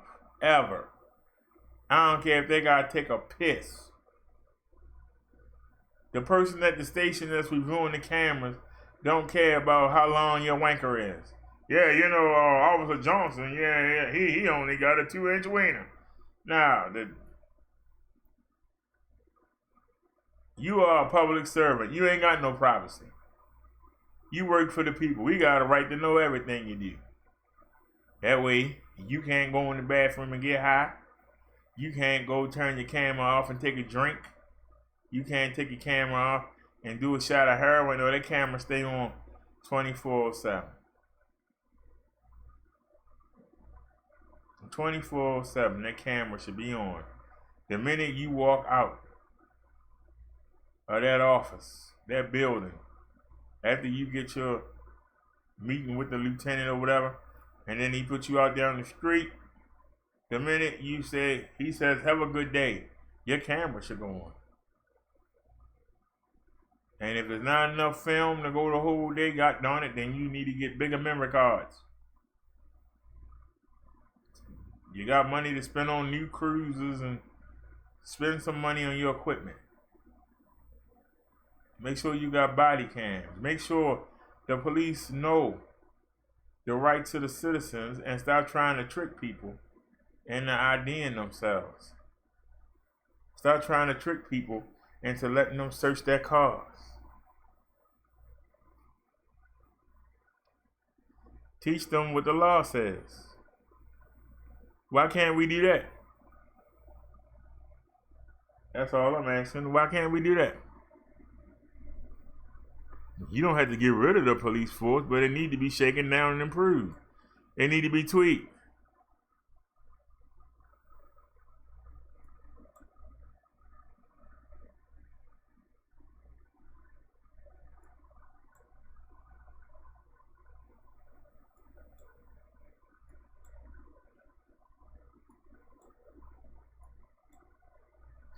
Is anybody even here? This is 1:24 in the morning.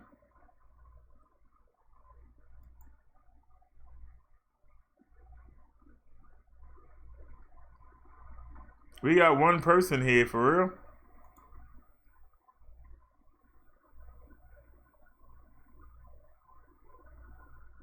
One person, huh? Okay. The phone say one person. All right, then let's get back to our test.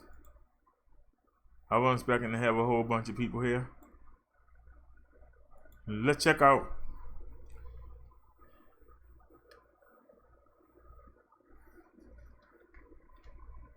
I got one go down. Come on. Don't hold me. Come on. Come on.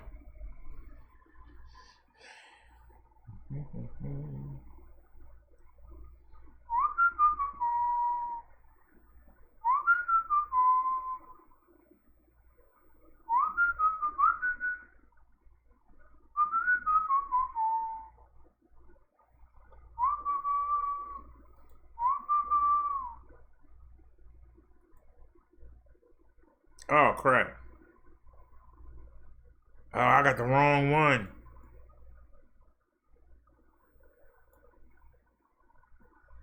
It's not even on here?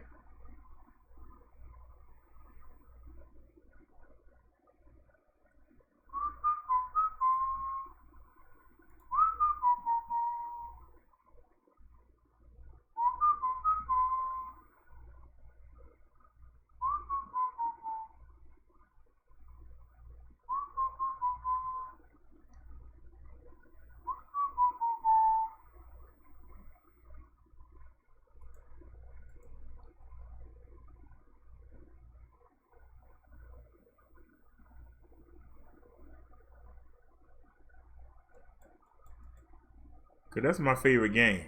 I ain't gonna front. Turn that volume down. Oh, on this.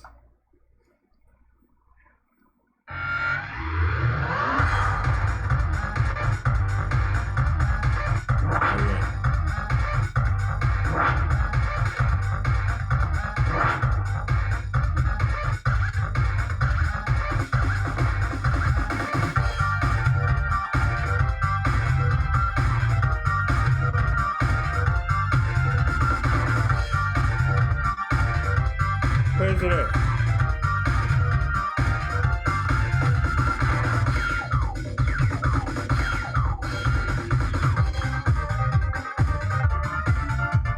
Is that the one?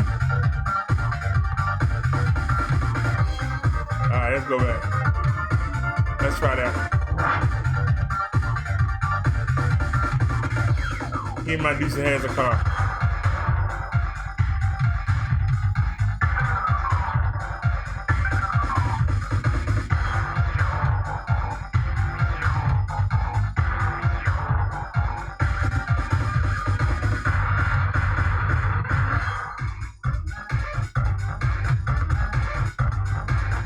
Black.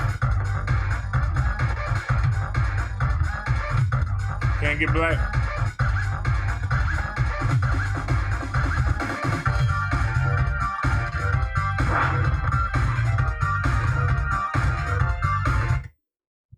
On your mark, get set, go!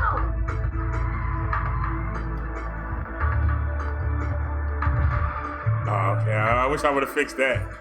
Whoa!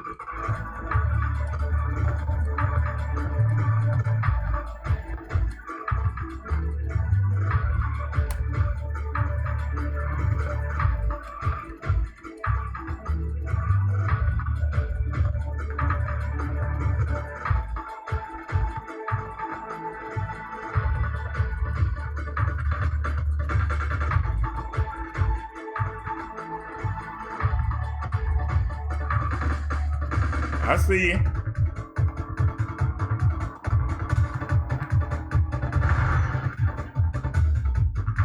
Checkpoint. This ain't the game I wanted, but whatever. Still went in the water, damn.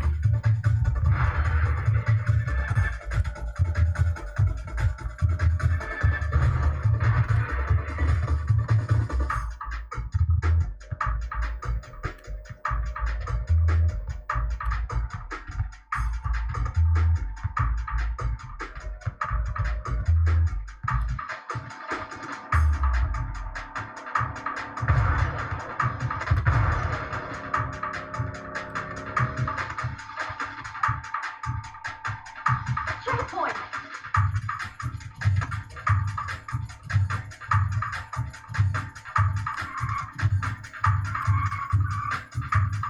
Yee! Oh no!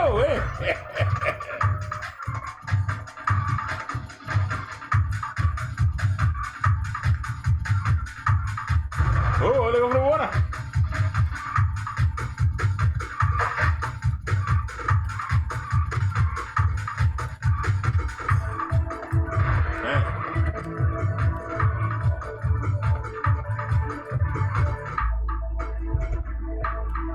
Yeah, this is the board I wanted. I love riding down here. So beautiful.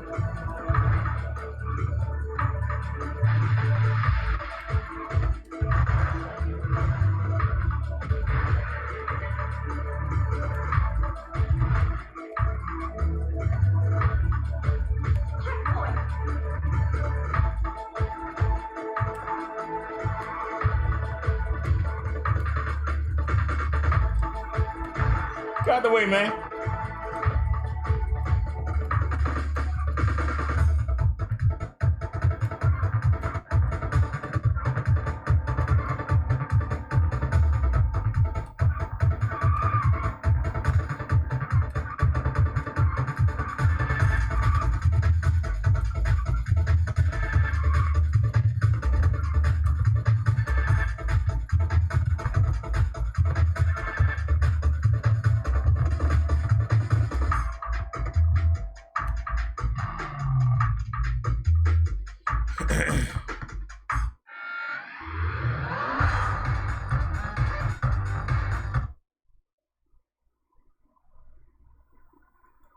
This is the wrong list. So I downloaded the wrong one. That's what I did. I downloaded the wrong one.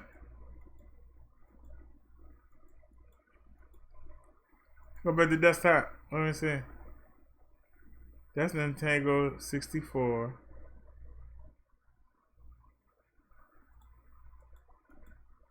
And that's it. That's gotta be more than that, right? No, that's Sega. So yeah, I bought the wrong one. Ain't nothing I can do about it. I bought the wrong one. I don't know nothing about this.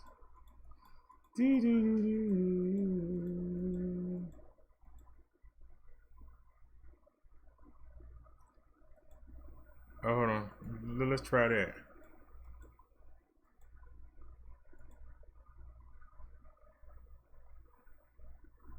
That sounds familiar. Don't know if it is familiar, but it sounds familiar.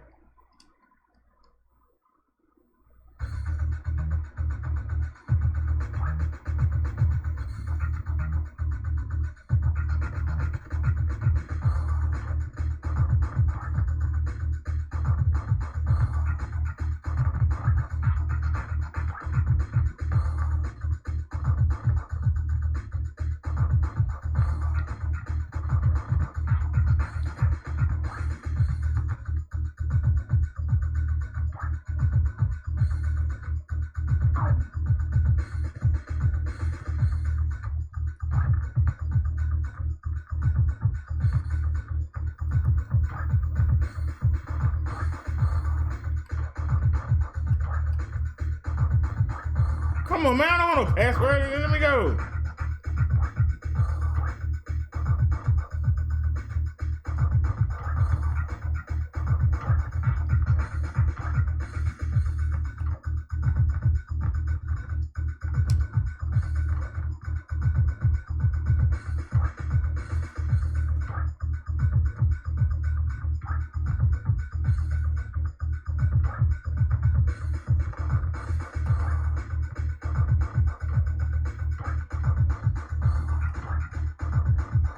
Am I hitting the right button?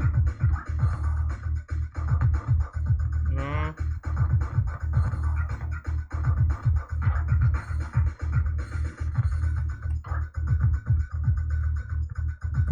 You know what?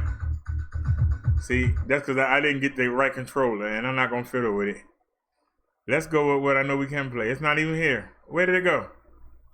Oh, you gonna do me like that for real? You know you wrong for that. You know you wrong for that. We ain't gonna cry about it though. We ain't gonna cry about it though. Where is it? Because it was right there. Who moved it? Where is it? I don't even see it. I don't even see it.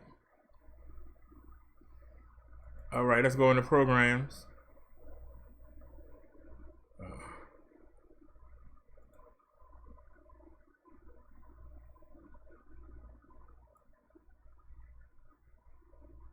It ain't showing up in there. Okay, we ain't gonna cry about it.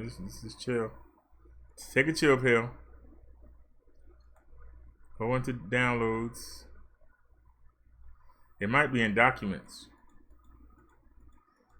And then, well, where's the folder? Where's the folder? It should be in the folder. Why it's not in the folder? All right, what about documents? No, that's the only document. Go back to downloads. It's got to be there.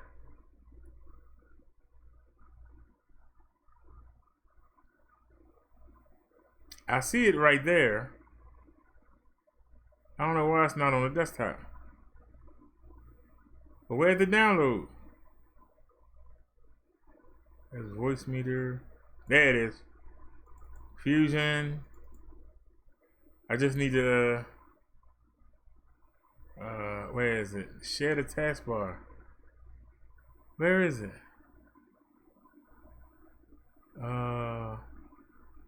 Pin to start menu. No, I don't want that. No. Pin to taskbar. There it is. All right, we good. Bring everything back. La la la la la la la la la la la. All right, let's get it. Play my game real quick, and we'll call it a day. I ain't been a wrestler in a while. He's so damn slow. He is.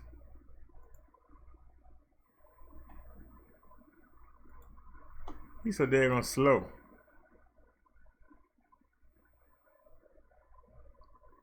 Now I gotta fix it for y'all. And close that. Alright, you see it? Let's get it. Let's make it a fast game.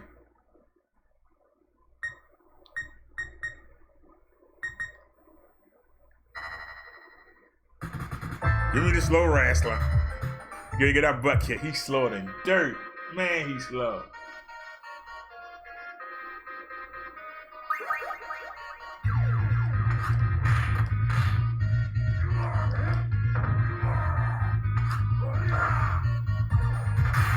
He is slow.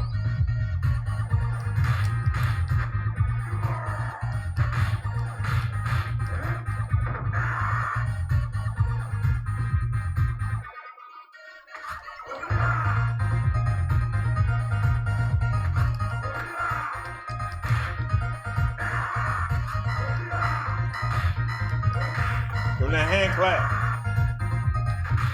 Give him that hand clap. Oh. Oh, I got some lip. Come on, say you got some lip. Where you at?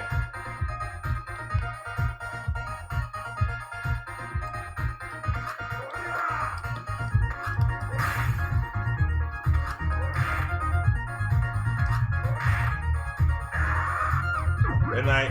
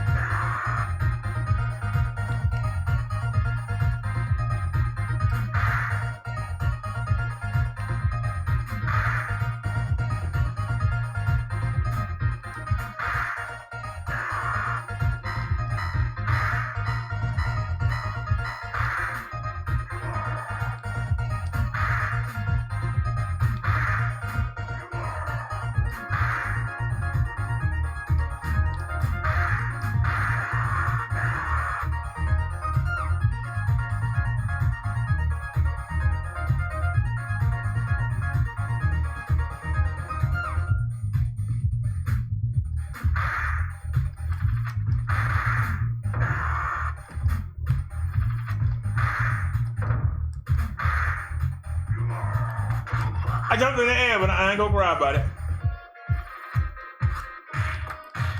Whoa!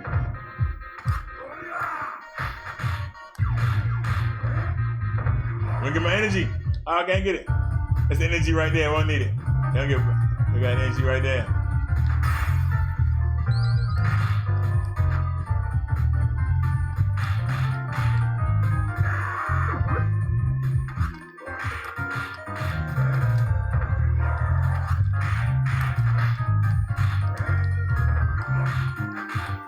Give me a hand clap. Give me a hand, everybody. Give me a hand.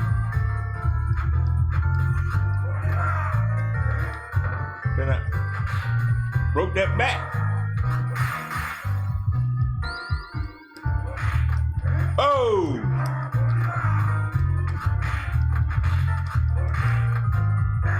Jump. We always go left. Oh!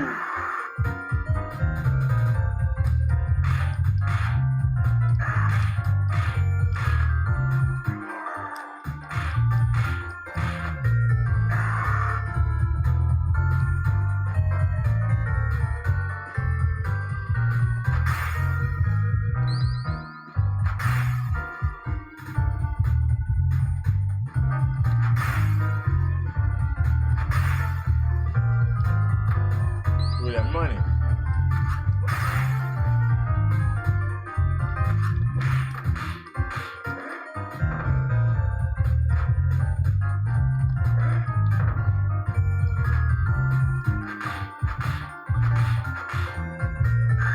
Woo. Get my energy back. My neck hurt.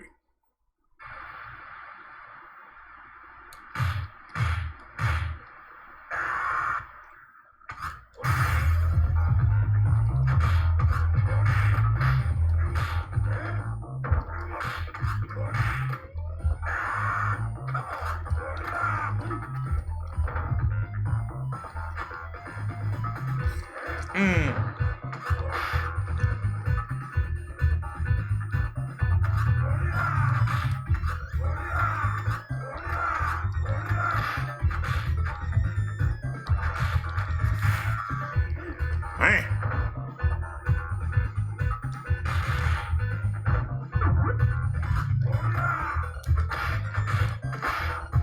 He blocked my hand clap. I got him.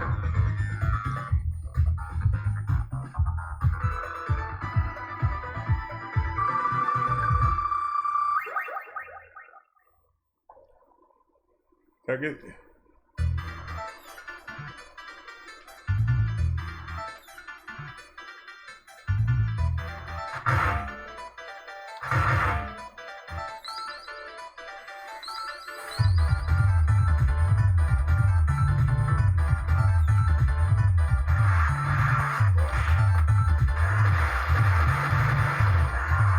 I want to learn that move. Oh, I got hit.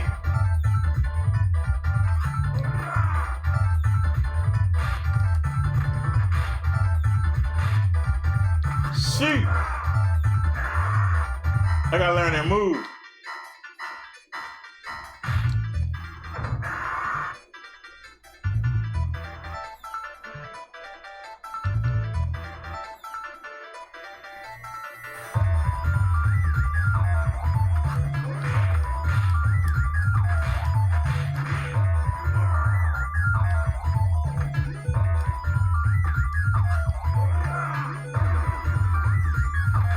Still can't do it.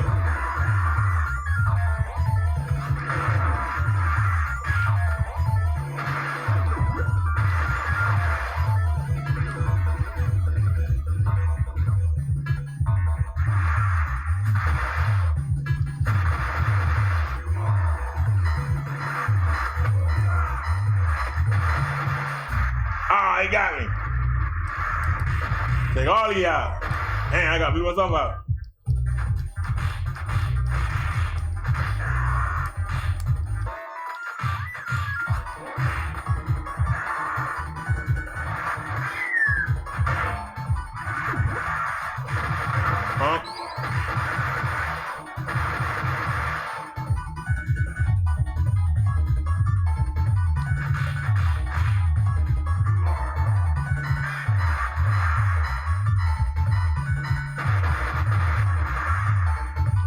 I'm sorry, y'all. He just too damn slow. I like the wrestle moves, but man, he's just slow. Give me a soft reset. He's slow. I'm sorry, he's slow. He's slow.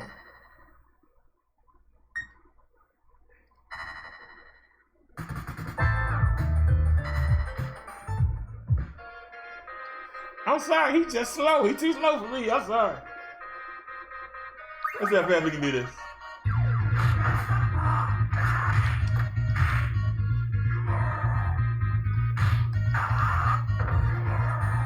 See, he's too slow.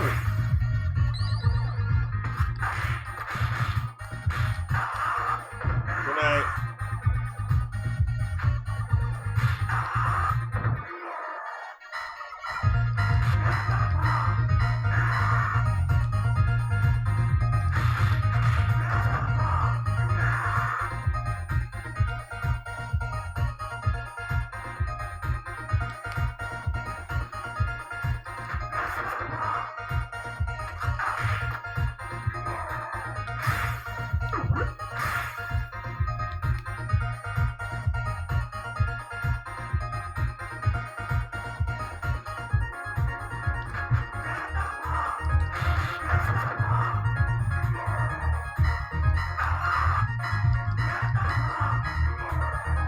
We don't need that stick. He ain't good with it.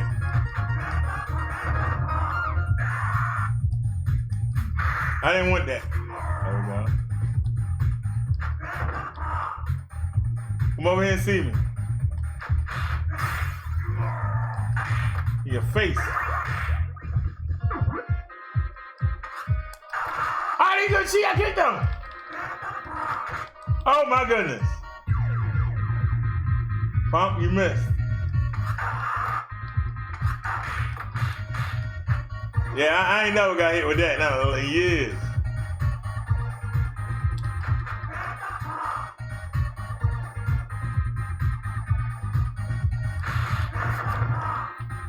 I got beat up, y'all. I got beat up. Where the other one at?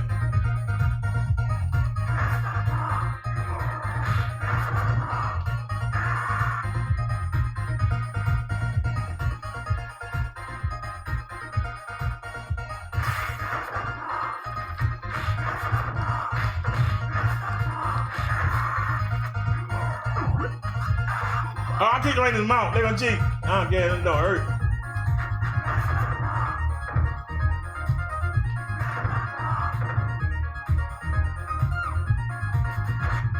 Yeah, high standard.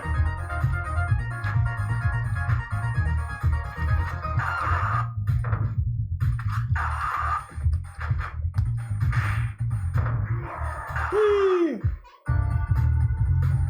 All right.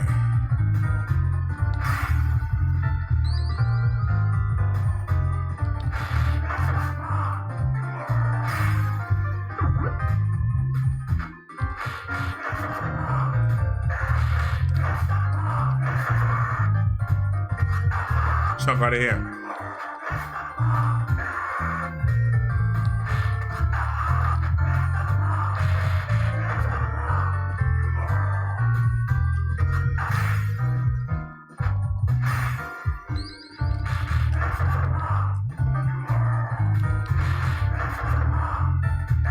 We always go to our left, so go to the left. Come on.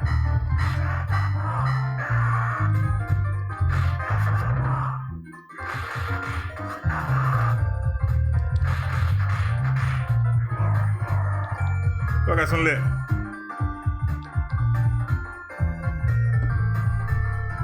Let's move that mouse out the way. Practice my kick.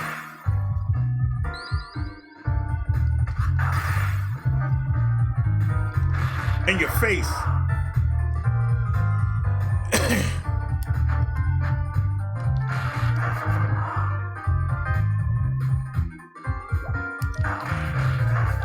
Good night.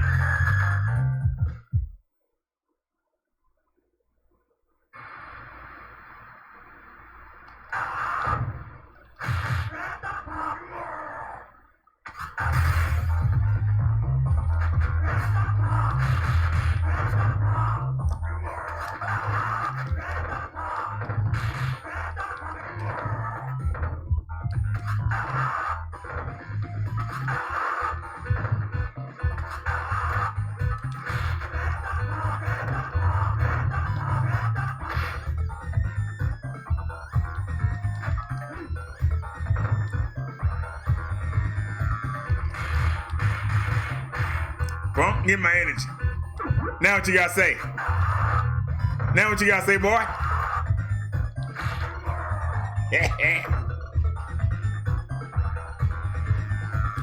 Full energy.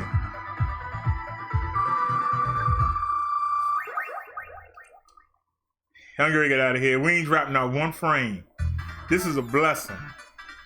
We playing a video game and we ain't dropping out one frame. We play videos. We ain't dropping out one frame. Now let's do this the right way. I was playing around. He really came. I was practicing. That's rough right there. I was practicing, y'all. Y'all don't believe me. I was practicing. I got nailed.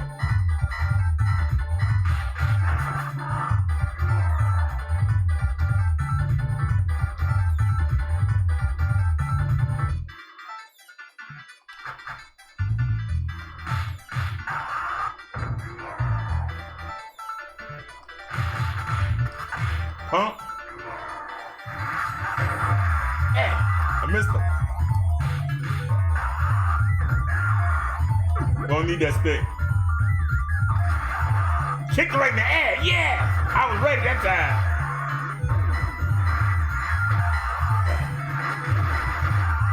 Oh no! I was right there. The motorcycle was right under me. I couldn't do nothing.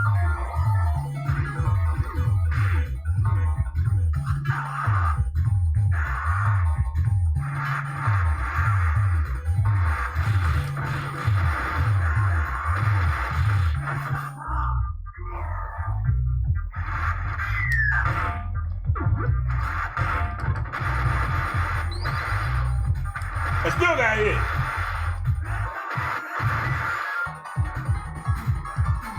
Huh? Bye-bye. I ain't worrying about y'all. Good night. Have a good night. Hey, Punk. Hey, Punk. Hey, Punk. Beat him.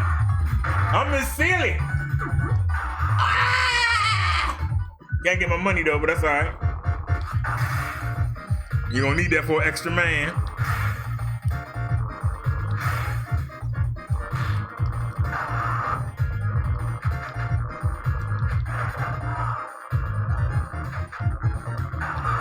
Broke that back. Pick it up, I dare you. Pick it up, I dare you. Pick it up. We don't need that.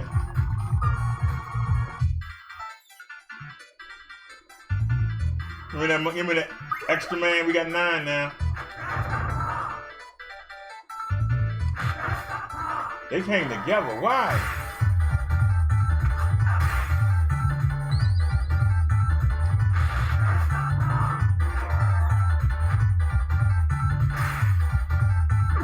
Don't even need it.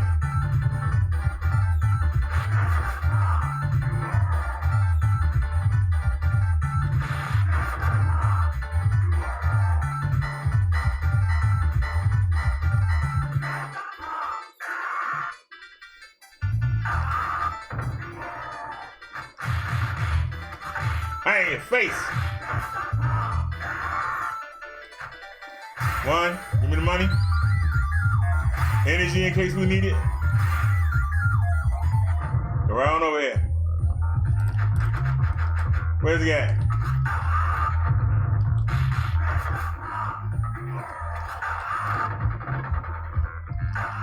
Pump in your face. In your face. In your face. In your face. In your face. In your face. In your face.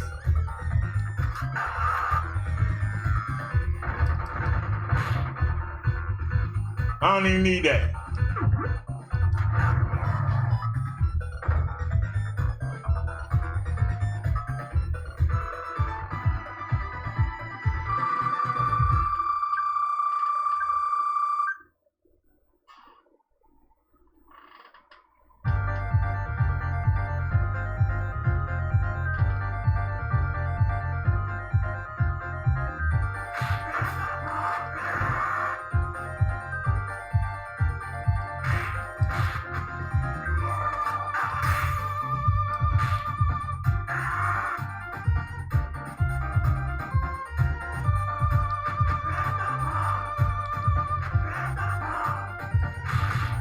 Where's he at?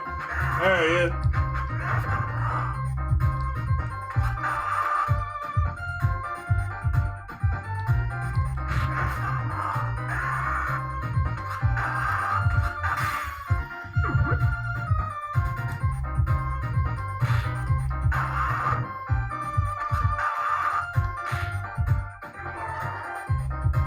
Time to get the arcade, time to get that money. Who want that money? I'm taking the money. I'm taking my own donations today. We taking donations from the arcade.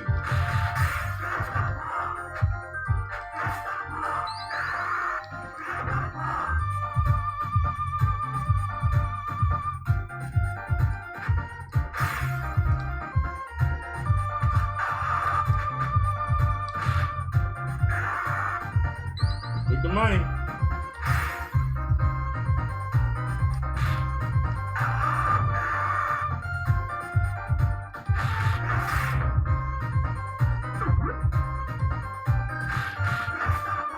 Give me that money.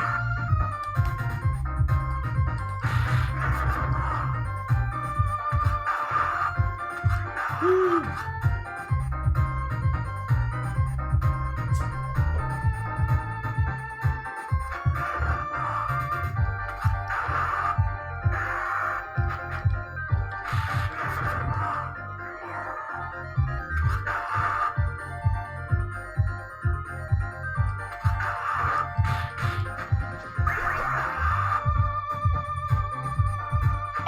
Davey almost got me killed.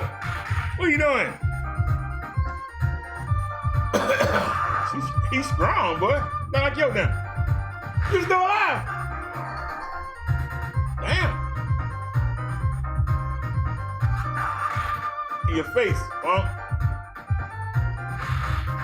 And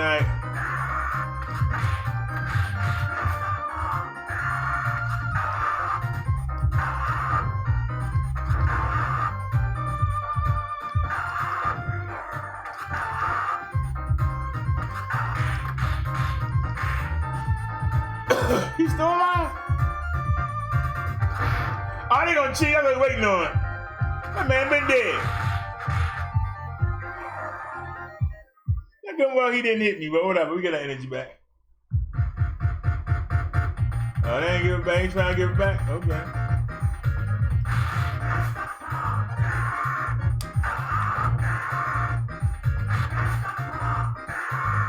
That's that energy right there. I'm ashamed that I need it. Extra man right there.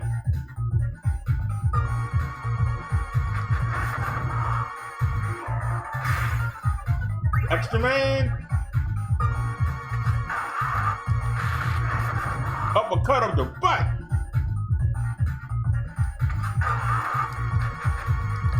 Got him. Mr. Ninja Man, Shiaba. Shiaba. Mr. Ninja Man took a ride.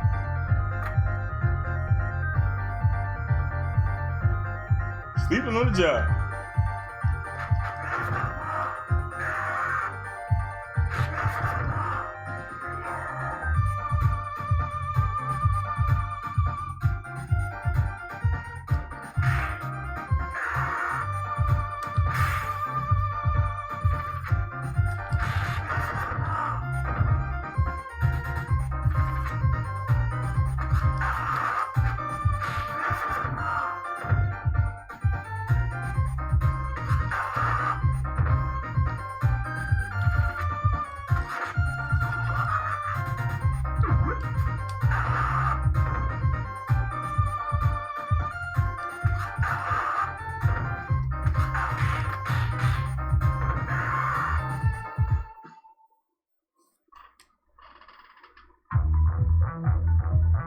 Oh, this board tough for him.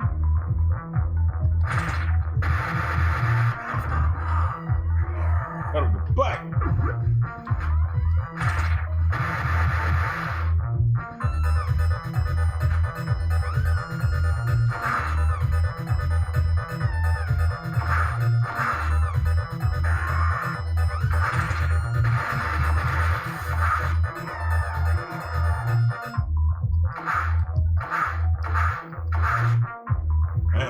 Close.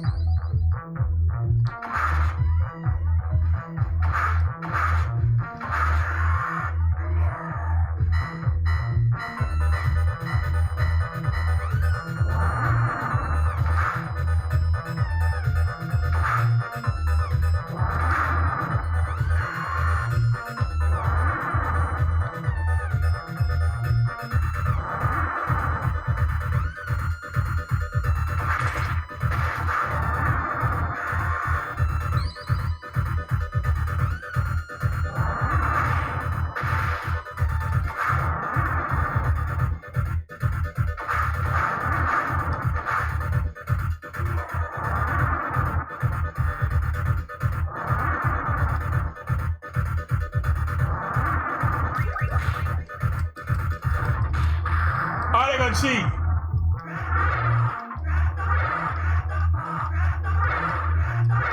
Now, come on. Get my energy. 9. Full energy.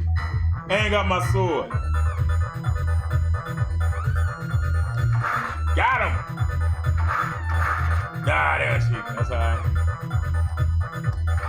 Oh, man. What? Got him. Throw that one away.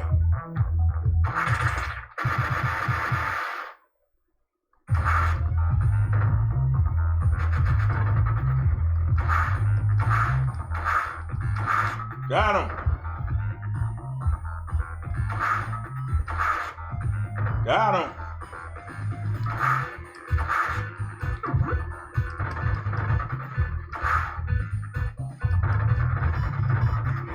Got him.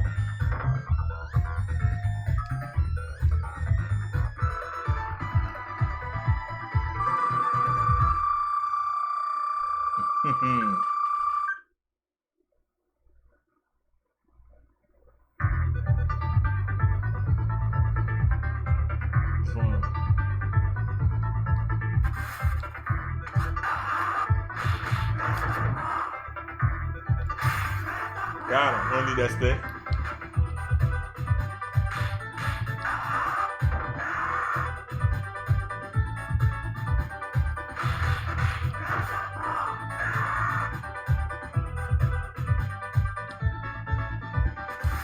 I jumped in there, they gonna cheat. See? Chump. Hey, ain't no match for me. That chump out of here. I'll keep him on the job. I don't like getting hit.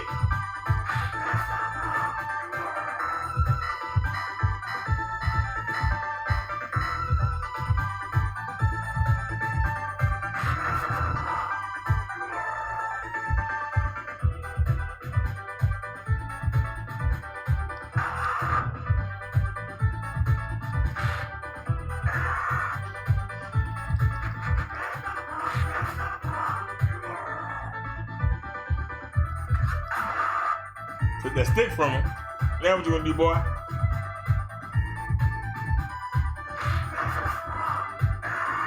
Sleeping on the job.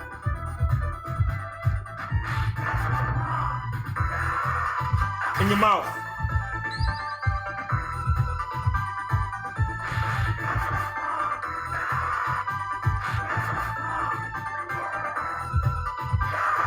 What? In your face.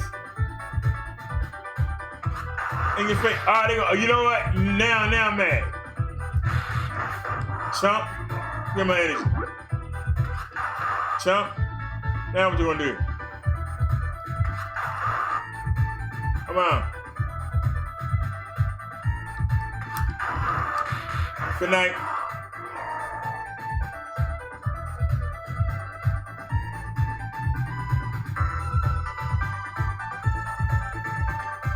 Who first?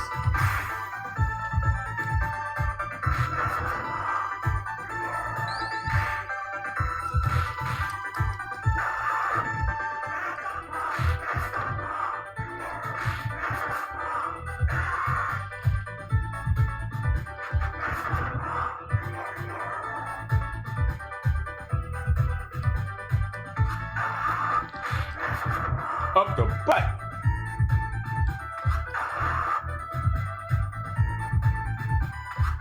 Good night. Bring me that stick. I don't even need it.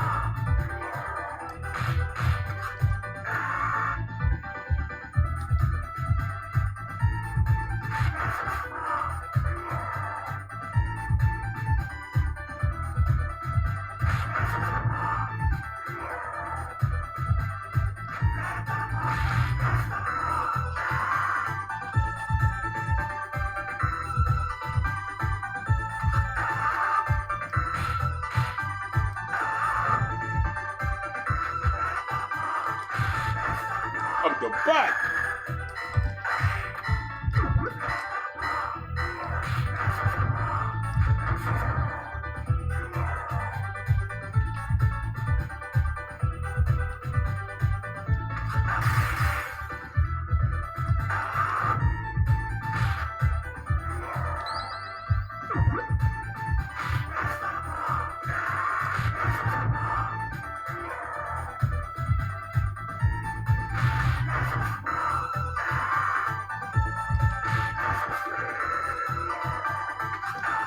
I ain't gonna cheat. Took all the energy.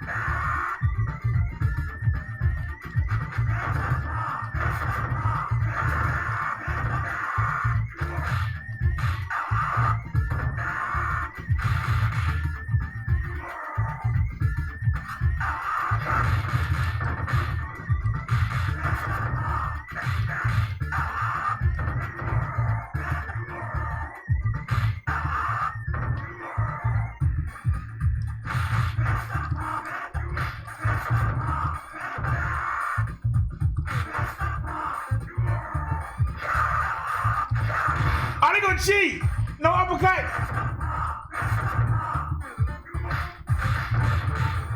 Good night.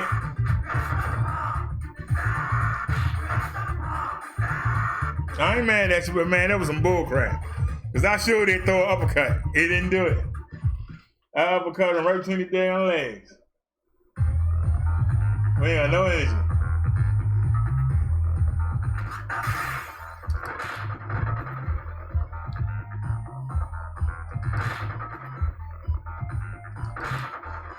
One more time. Get your energy. Oh, they gonna cheat. It's all good. Oh, they gonna do that crap.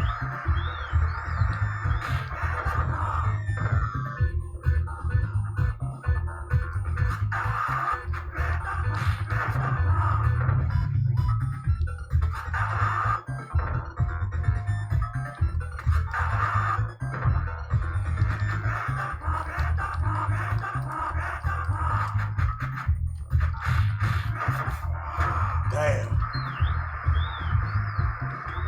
Got him.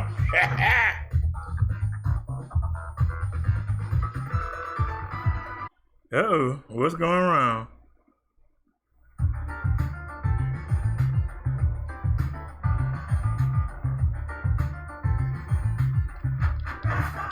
Chump.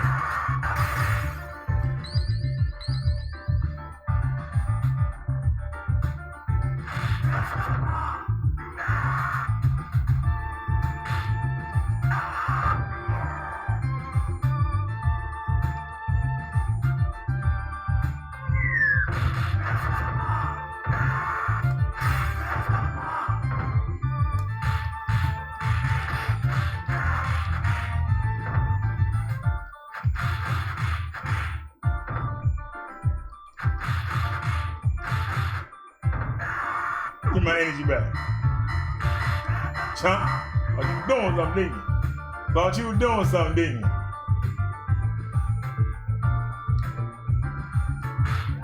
Dump that chump. Dump that chump. I said dump him. Come on, Baldy.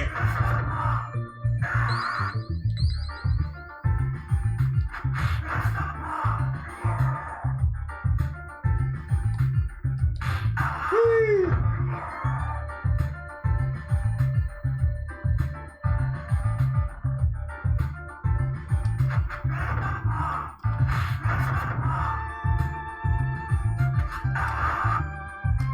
Bust that chump.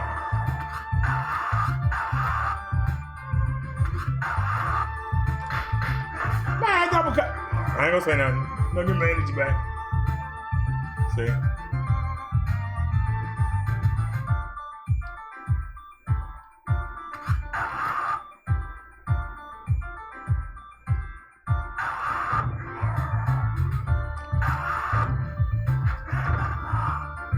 Mr. Ninja Man, Asian Ninja Man,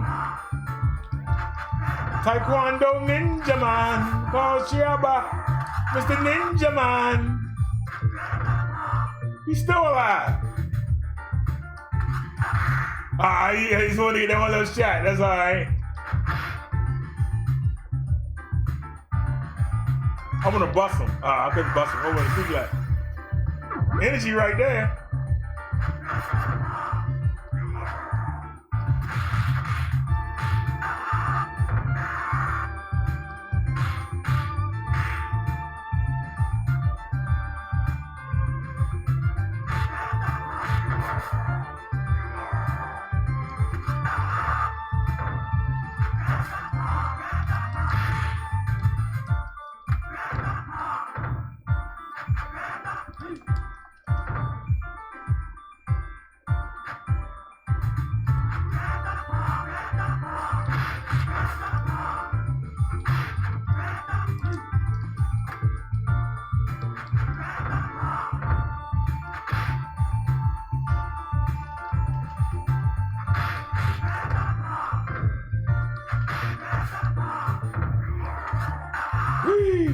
Ain't got no energy.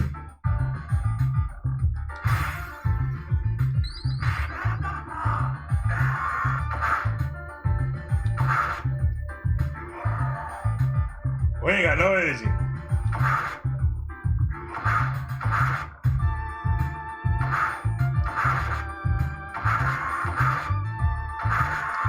Damn, I didn't jump in the air.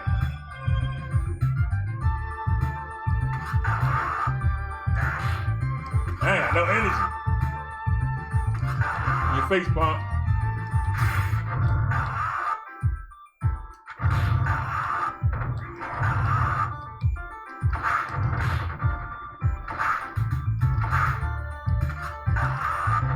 Hey, oh man, it was a bad video.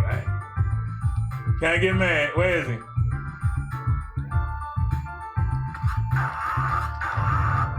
One blow. He got me. I can't say no, he got me. I don't even need that.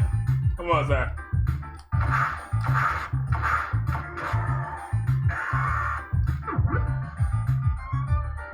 That was my fault. Because I'm ready, I'm tired, but I still keep going.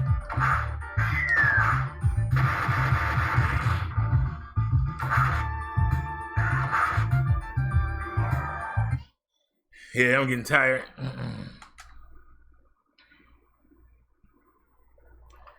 Why does it keep switching between towers? Trips me out how I keep switching between towers. It really does. Let me see.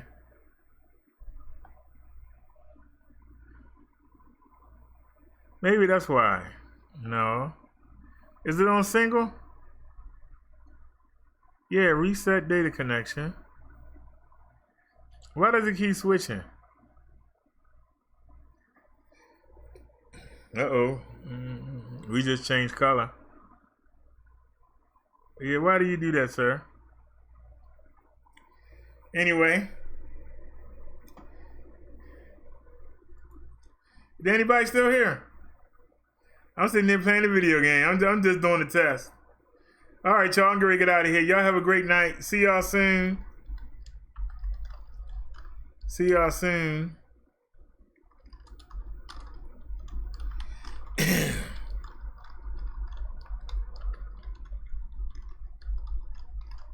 We'll have a great show tomorrow.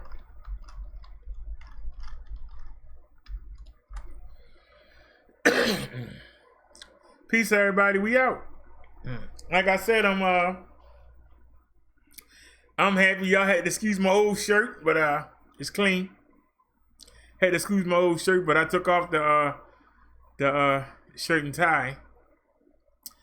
I didn't know if I was coming back on. I said I wouldn't come back on until I fixed it, and I think I did a pretty good job. I would say. I think we did a pretty good job. Like I said, we shouldn't have had no problems. So I will see y'all. Matter of fact, let's do a speed test. While everything running, let's do a speed test and see what's going on here. Let's do a speed test.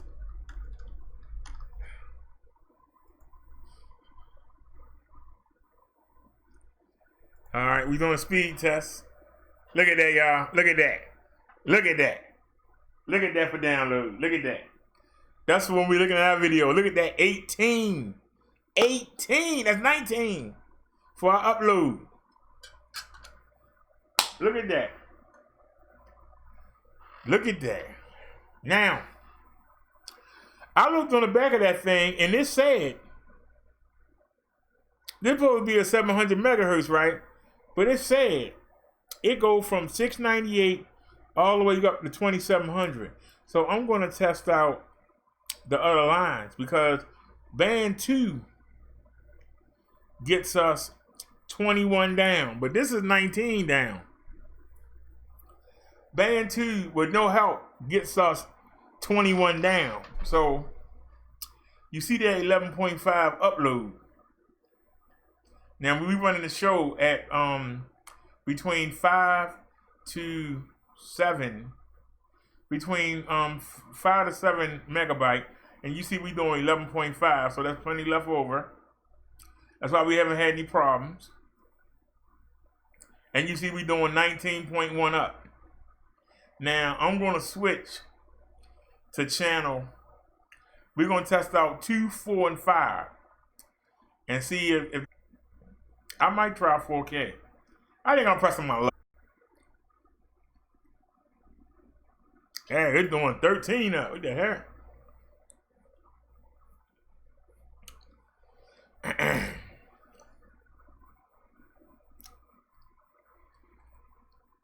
Y'all got to realize that they only limit you to 5 megabyte.